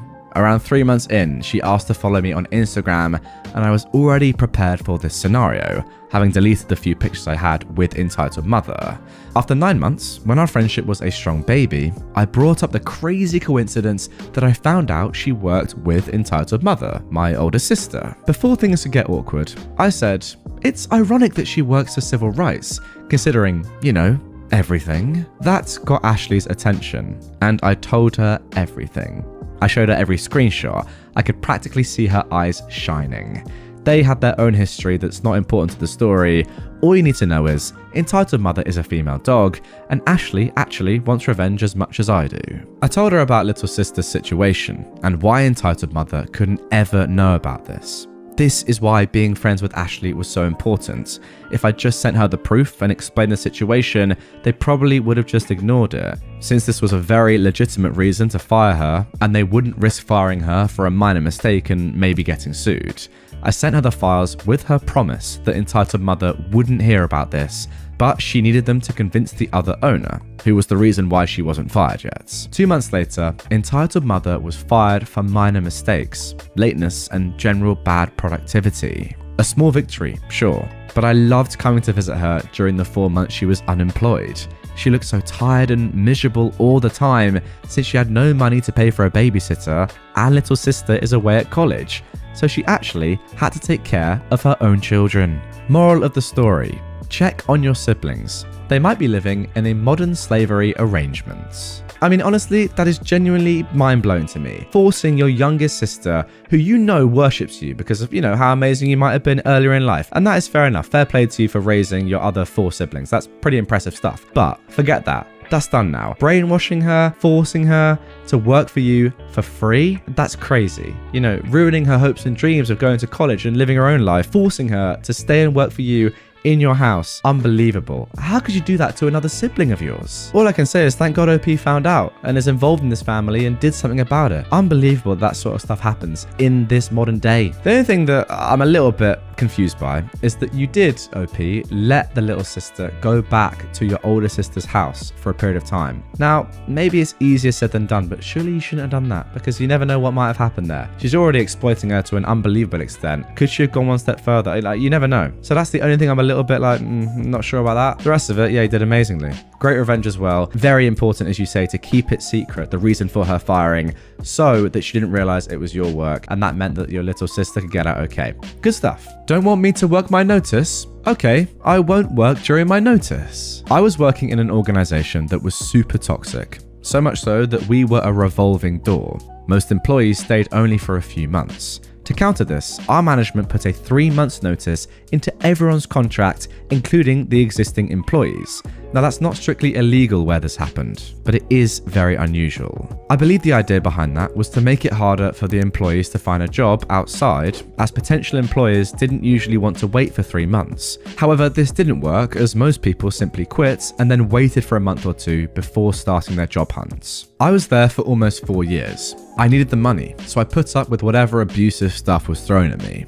My boss was a guy we'll call Vince, not his actual name. Now, Vince was not particularly good, but he sometimes respected the fact that I was the most tenured grunt in this organization. Do note that after about 2 years, I was doing a lot of additional work in addition to my official responsibilities, primarily because I was the only one who knew how to do those. Everyone else had already left. This is important for later. Enter Rajesh, also not actual name. Rajesh was poached from a somewhat infamous company and was literally flown in from a different continent. He was brought in to strategically improve our division. This was quite strange given that our division generated most profits. Within months, Rajesh made the environment even more toxic. He pulled Vince's team under him and got Vince fired, and he actively encouraged us grunts to spy on each other. Rajesh also had it out for me from day one. Until today, I don't know why. He started making my life much harder than the others, and this culminated in him taking me aside and telling me that I was not pulling my weight. Now, at this point, I was doing quite well in the organization, and I've been doing a lot of additional work critical to our business since only I knew certain systems and processes. See high attrition above. So I was quite angry, and I started looking out for something new. Yeah, I wasn't brave enough to quit and start looking, but I was looking nonetheless. Fortunately, I was able to find a job that was willing to wait the 3 months. So it was my turn to take Rajesh aside and tell him I quit. Boy, Rajesh was fuming. He went from denial, "You can't quit," to negotiation, "What if I give you a raise at the year end?" before acceptance. Thus, I was serving my notice and working away like an honest bee, my usual work and the additional work. At this point, I was called in by HR and told that Rajesh wanted me gone. The insane part was that they wanted me to pay the company for the 2.5 months shortfall in notice. I obviously refused, then went back and checked the initial contract. It turns out that a notice of less than 3 months could only happen through mutual consent, and the initiating party, the company if they wanted me gone sooner, or me if I wanted to leave earlier, had to compensate the other party for the shortfall. So, the next day, I stopped doing almost all of my work. I logged in and logged out my hours and did nothing. I stopped doing any additional work that I'd been doing and started taking it really slow on my primary job responsibilities. Since no one else understood the details of what I did, I knew it would be very hard for Rajesh or HR to prove that I was doing any of this on purpose. Then I sat back with my popcorn. Soon there was a complete meltdown all around. Rajesh would pull me into meetings and scream and try to bully me, and I'd say nothing but smirk in his face. Next, they tried to have someone else learn the additional work I used to do from me so that they could do what I did. Remember I said earlier how I was the only one who knew some of the old systems and processes? Well, now I claimed I didn't really remember any of them, so obviously there could be no handover. Rajesh could do nothing, as none of this had been my responsibility or part of my contract, since the leadership had been only too happy to see me to do this for free. Soon, my workplace turned into a dumpster fire. The HR and Rajesh smartened up and offered to buy out my notice if I cooperated and helped transition my work. I refused. Then, to twist the knife further, I started having meetings with fellow grunts. Remember, everyone was always a newbie, and encouraging them to leave as well. Indirectly, that is. Nothing that could implicate me. HR tried to get me to leave twice more, but I ended up serving the full 3 months. Remember, the mutual consent parts. Honestly, it's like the company forgot that it was made up of people and employees. Because when the people go, the company's nothing. Why do I see so many stories like this? It bemuses me every time and I will never understand it. Oh wow, I've got one comment here that says, "What happened when you left? Did Rajesh get fired?" And OP has replied, no, he ran the division to the ground and got everyone laid off, then left for greener pastures. Last I heard, he was doing very well for himself. That just shows what kind of bloke he is. Embarrassing. Like sacking everyone else off, using everyone else to just, do better for yourself. Shambles of a bloke. Disgusting. Good on you for not just looking after yourself, by the way, but also telling brand new employees that this is not a good place to work at. You need to be quitting because, yeah, it's all well and good you doing well out of this, but what about the future employees of this horrific company? They would have been screwed without your advice. So yeah, selfless. I love it. Good stuff. Rajesh, you disgust me. You really do. Screw me on my bonus. Make me do 2 jobs. Enjoy the backwater you earned. So, back in the 90s, I was working for a European-based financial firm. US offices were managed by Europeans with a regional head office in New York. Younger employees were generally underpaid and overworked, as in your first few years out of college, the promised reward was being promoted to a director position, where the salary, perks, and bonus structure would really kick in.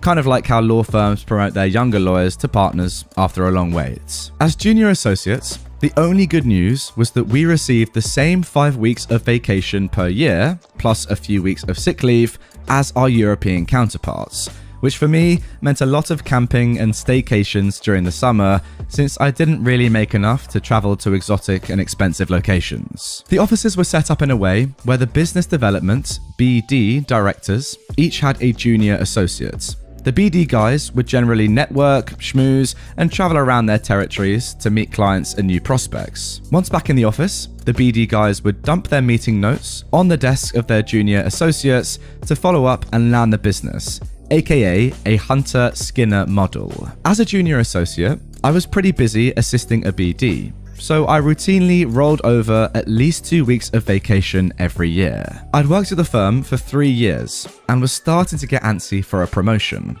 Right after Thanksgiving, my boss in the West Coast office told me that I was being transferred and promoted to the Southeast office come the new year. I really had no interest in working or living in the Southeast, but I wanted to advance my career.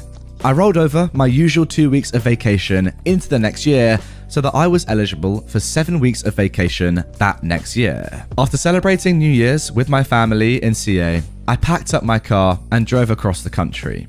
Once in the new office, I settled in and met my new boss, who promptly informed me that he wasn't actually promoting me to director, though I was being given the responsibilities of the role, as he judged me to be too young, but was also told that if I demonstrated that I could do the job, I'd be promoted next year. I was fuming, but I didn't have a choice other than moving back home and starting from scratch, so I had to agree to it. I disliked my new boss instantly, as co-workers told me he was flaunting his management perks, which consisted of large allowances for housing and automobiles, which were paid for by sales production from employees like myself. It turned out that he was related to a serving member of the board of directors back in Europe, which is how he got the job as a regional manager.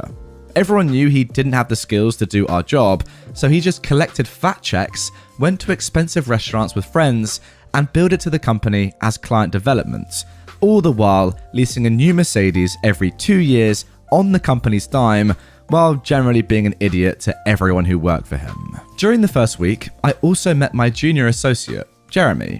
We sat down and discussed some accounts that I'd inherited that were in backwater locations none of the other directors wanted to visit. Jeremy was professional, but I got the distinct impression Jeremy hated me, though I didn't know why. I started traveling around to meet my clients and prospects over the next few weeks, usually spending at least 3 or 4 days on the road, back in the office on Friday to go over follow-ups on business leads with Jeremy and then execute whatever paperwork needed to be taken care of. About a month later, I returned from one of my trips and learned that Jeremy had quit. It turned out that he was mad that he'd been passed over for the position that I'd been given. I couldn't fault him, as I probably would have done the same thing. I asked my manager to hire someone else to back me up, but he was hesitant to do so, reasoning that my client portfolio was just starting out, so I could do both roles until it made sense to staff up. I pointed out that it would be hard to be an effective business development officer if I had no support system to help grow my client portfolio, but he chose not to listen, knowing that I had little recourse but to shut the heck up. I spent the rest of the year working my butt off. This was right before email and internet were common, so executing business on the road was hard.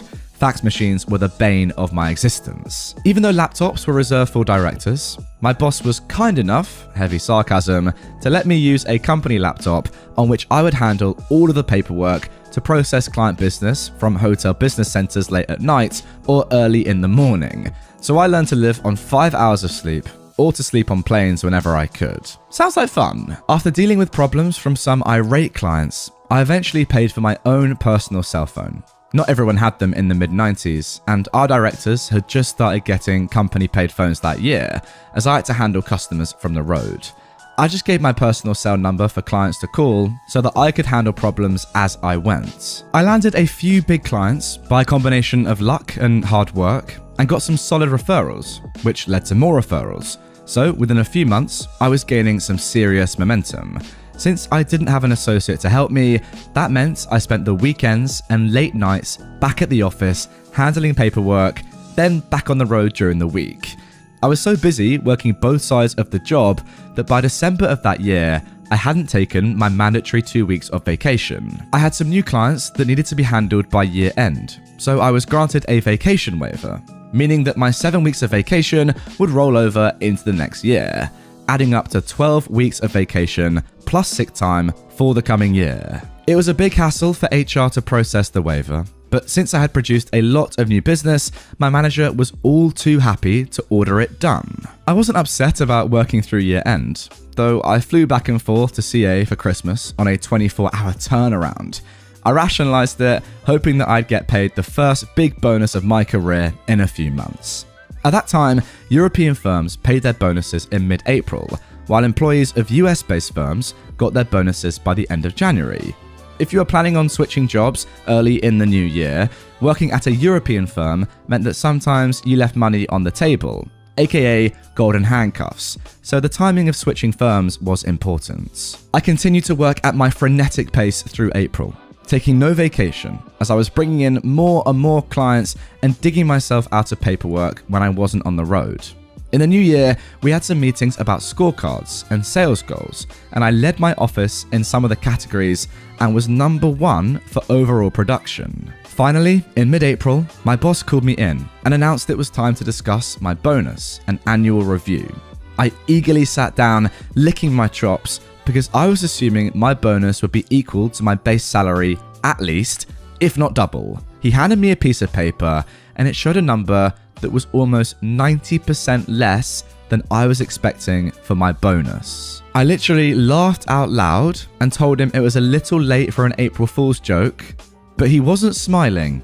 He proceeded to tell me how proud he was of me, but that since I wasn't a director, the bonus that I received was the maximum amount he would give me, as there wasn't any more money in the budget. I sat there in shock for a while, then kept asking the same question in different ways.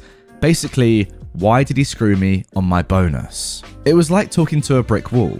Despite pointing to the scorecard that showed me as the best producer in the office, all the while having no junior associates, he wasn't having it. I was crushed, but I then asked him if he was promoting me to director, since I demonstrated that I could produce, hoping that that title would at least be a gateway into the big payday the following year.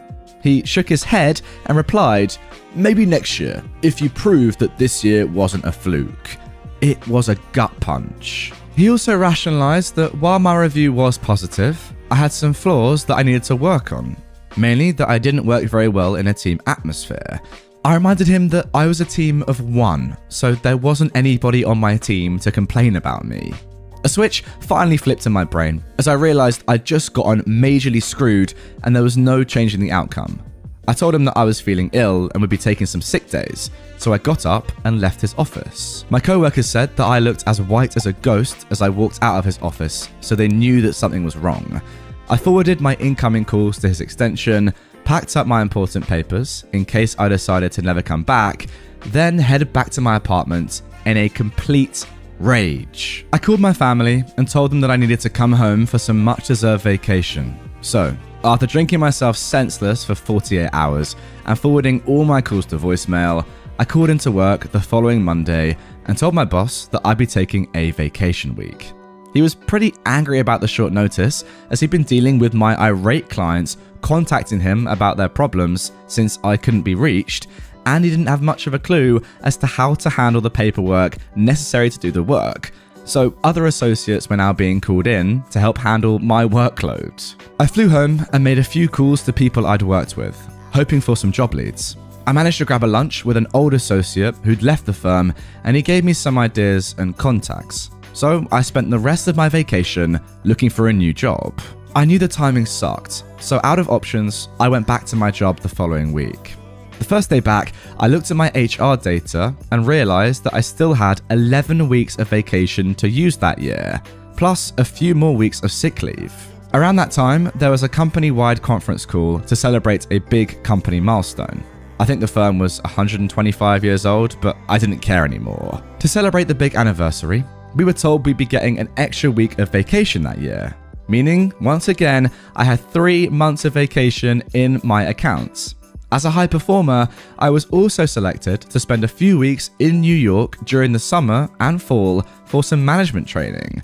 So that meant even more additional time out of the office. The next month was a blur of looking at different vacation options for me to take that year.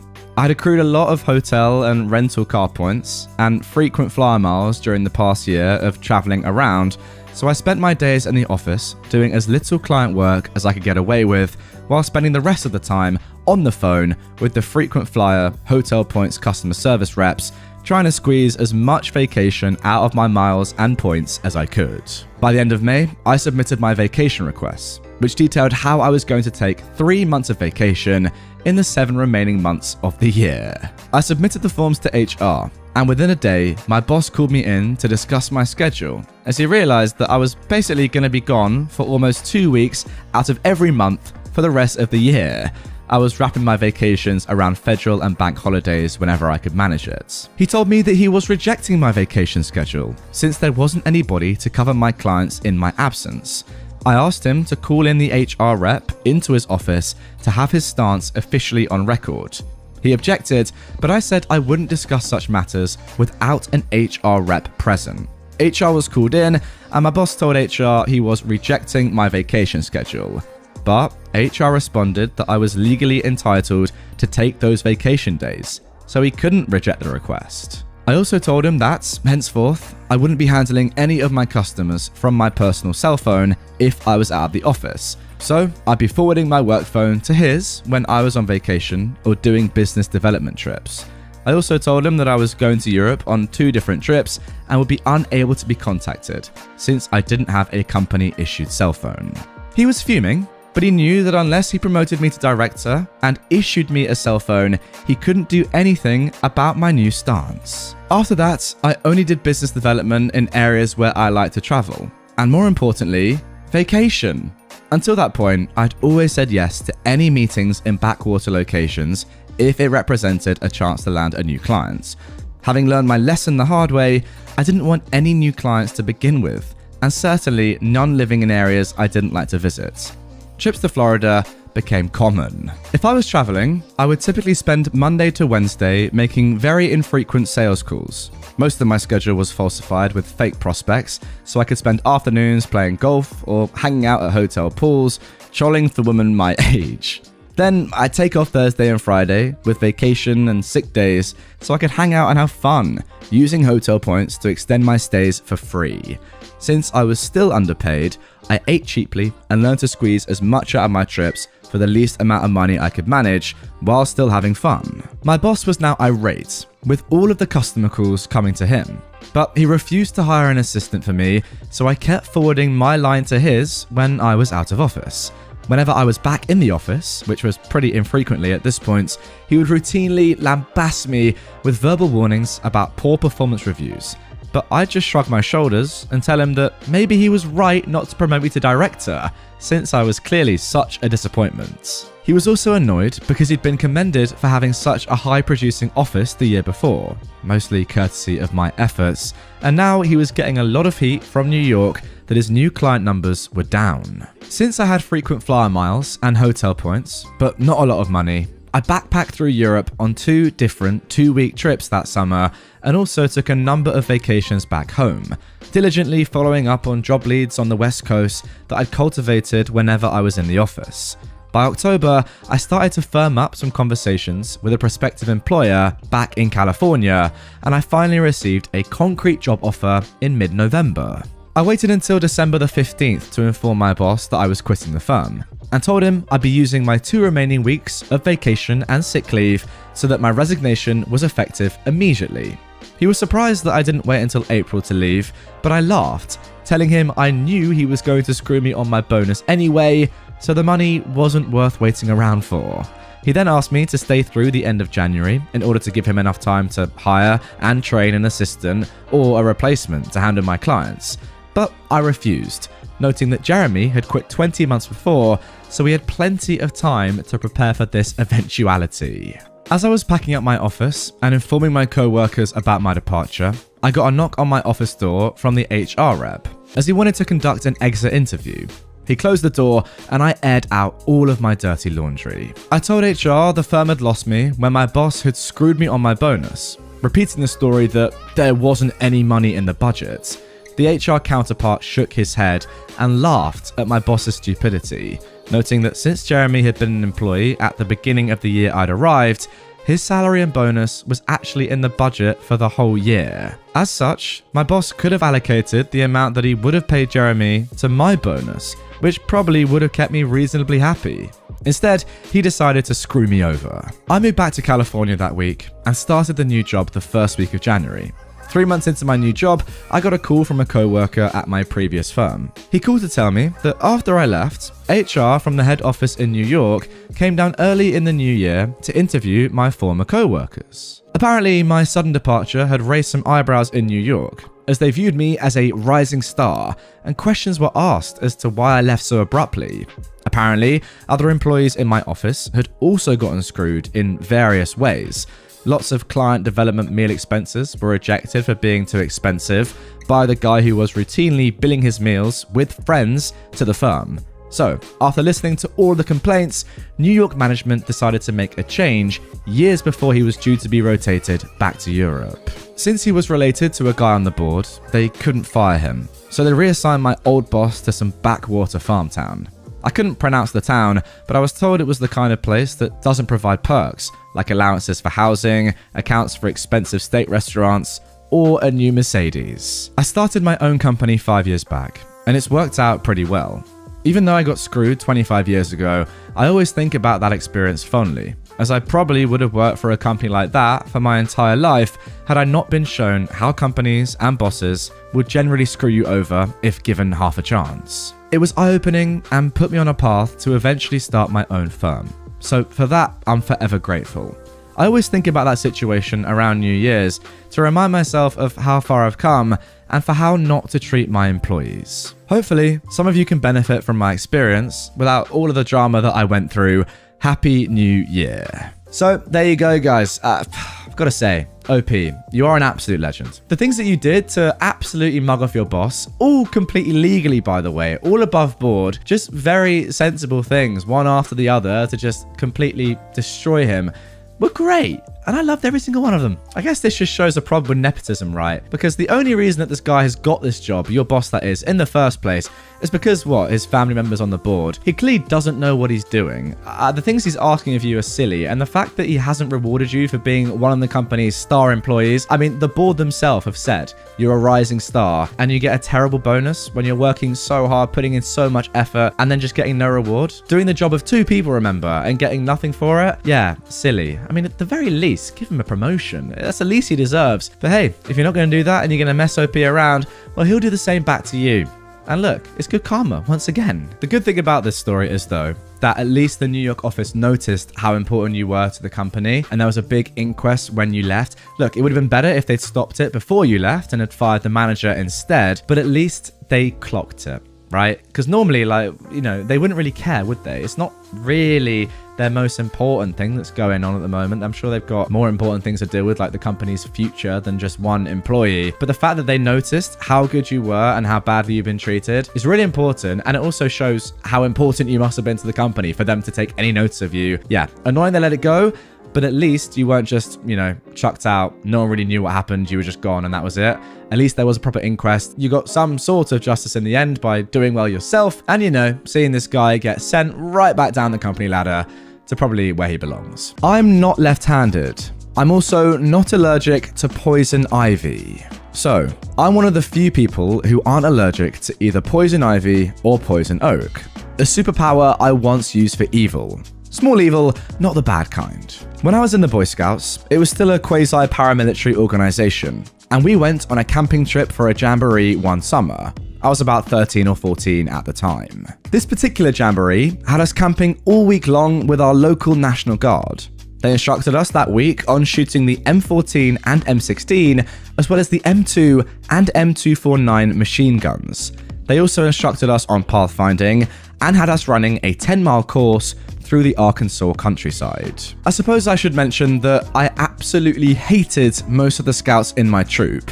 Half of them were psychopaths. One of them chopped a kid's finger off after the kid dared him to, and the rest were a bunch of little entitled D-bags, so I really didn't have a single friend in scouts. Ever. It's one of the reasons I eventually quit. Towards the end of the jamboree, shortly after I woke up on Saturday morning, our head scouts, an Eagle Scout no less, whacked me in the forehead with the butt end of a knife that he was using to eat peanut butter directly from the jar. Why? I don't know. Just because I was there and he felt like it, I guess? Now, the day before, while we were doing some basic reconnoitering of our course, I happened upon a patch of poison ivy and noted its location on my pathfinding map. After the silverware incident, I honestly hadn't really thought of getting back at him or any other of his psychopathic sycophants who thought me getting thumped in the head was funny. However, when it came time for me to take over on our pathfinding march, we were only a couple of 100 yards from that patch of poison ivy I found the day before. I didn't know if anyone else knew it was there, but I had an opportunity. And if the Boy Scouts taught me anything, it was, whenever an opportunity presented itself, you be a man and you freaking go for it. Well, alrighty, if you insist. The best part was, because it was July, we were all wearing shorts. I marched us straight through the patch, and not one single scout, tenderfoot, life, or eagle identified it. They were completely, beautifully oblivious. I had the best night I'd ever had on any camping trip in Scouts just a few short hours later, as I listened to the cries of every single scout in my troop as they went absolutely mad from the horrible pain and itching that poison ivy causes. And the cherry on top, not one of us, nor any of the other troops, nor even the National Guard guys, had even a single frickin' drop of calamine lotion. It was the most cathartic revenge I've ever experienced. After all of the BS and bullying I'd put up with from those little Lord of the Flies idiots, the sweet sounds of their suffering lulled me gently to sleep that night. We had to break camp immediately the next morning. Ah, dang it. I was just starting to have fun. I don't know what the National Guard guys had planned for that day, but I didn't care.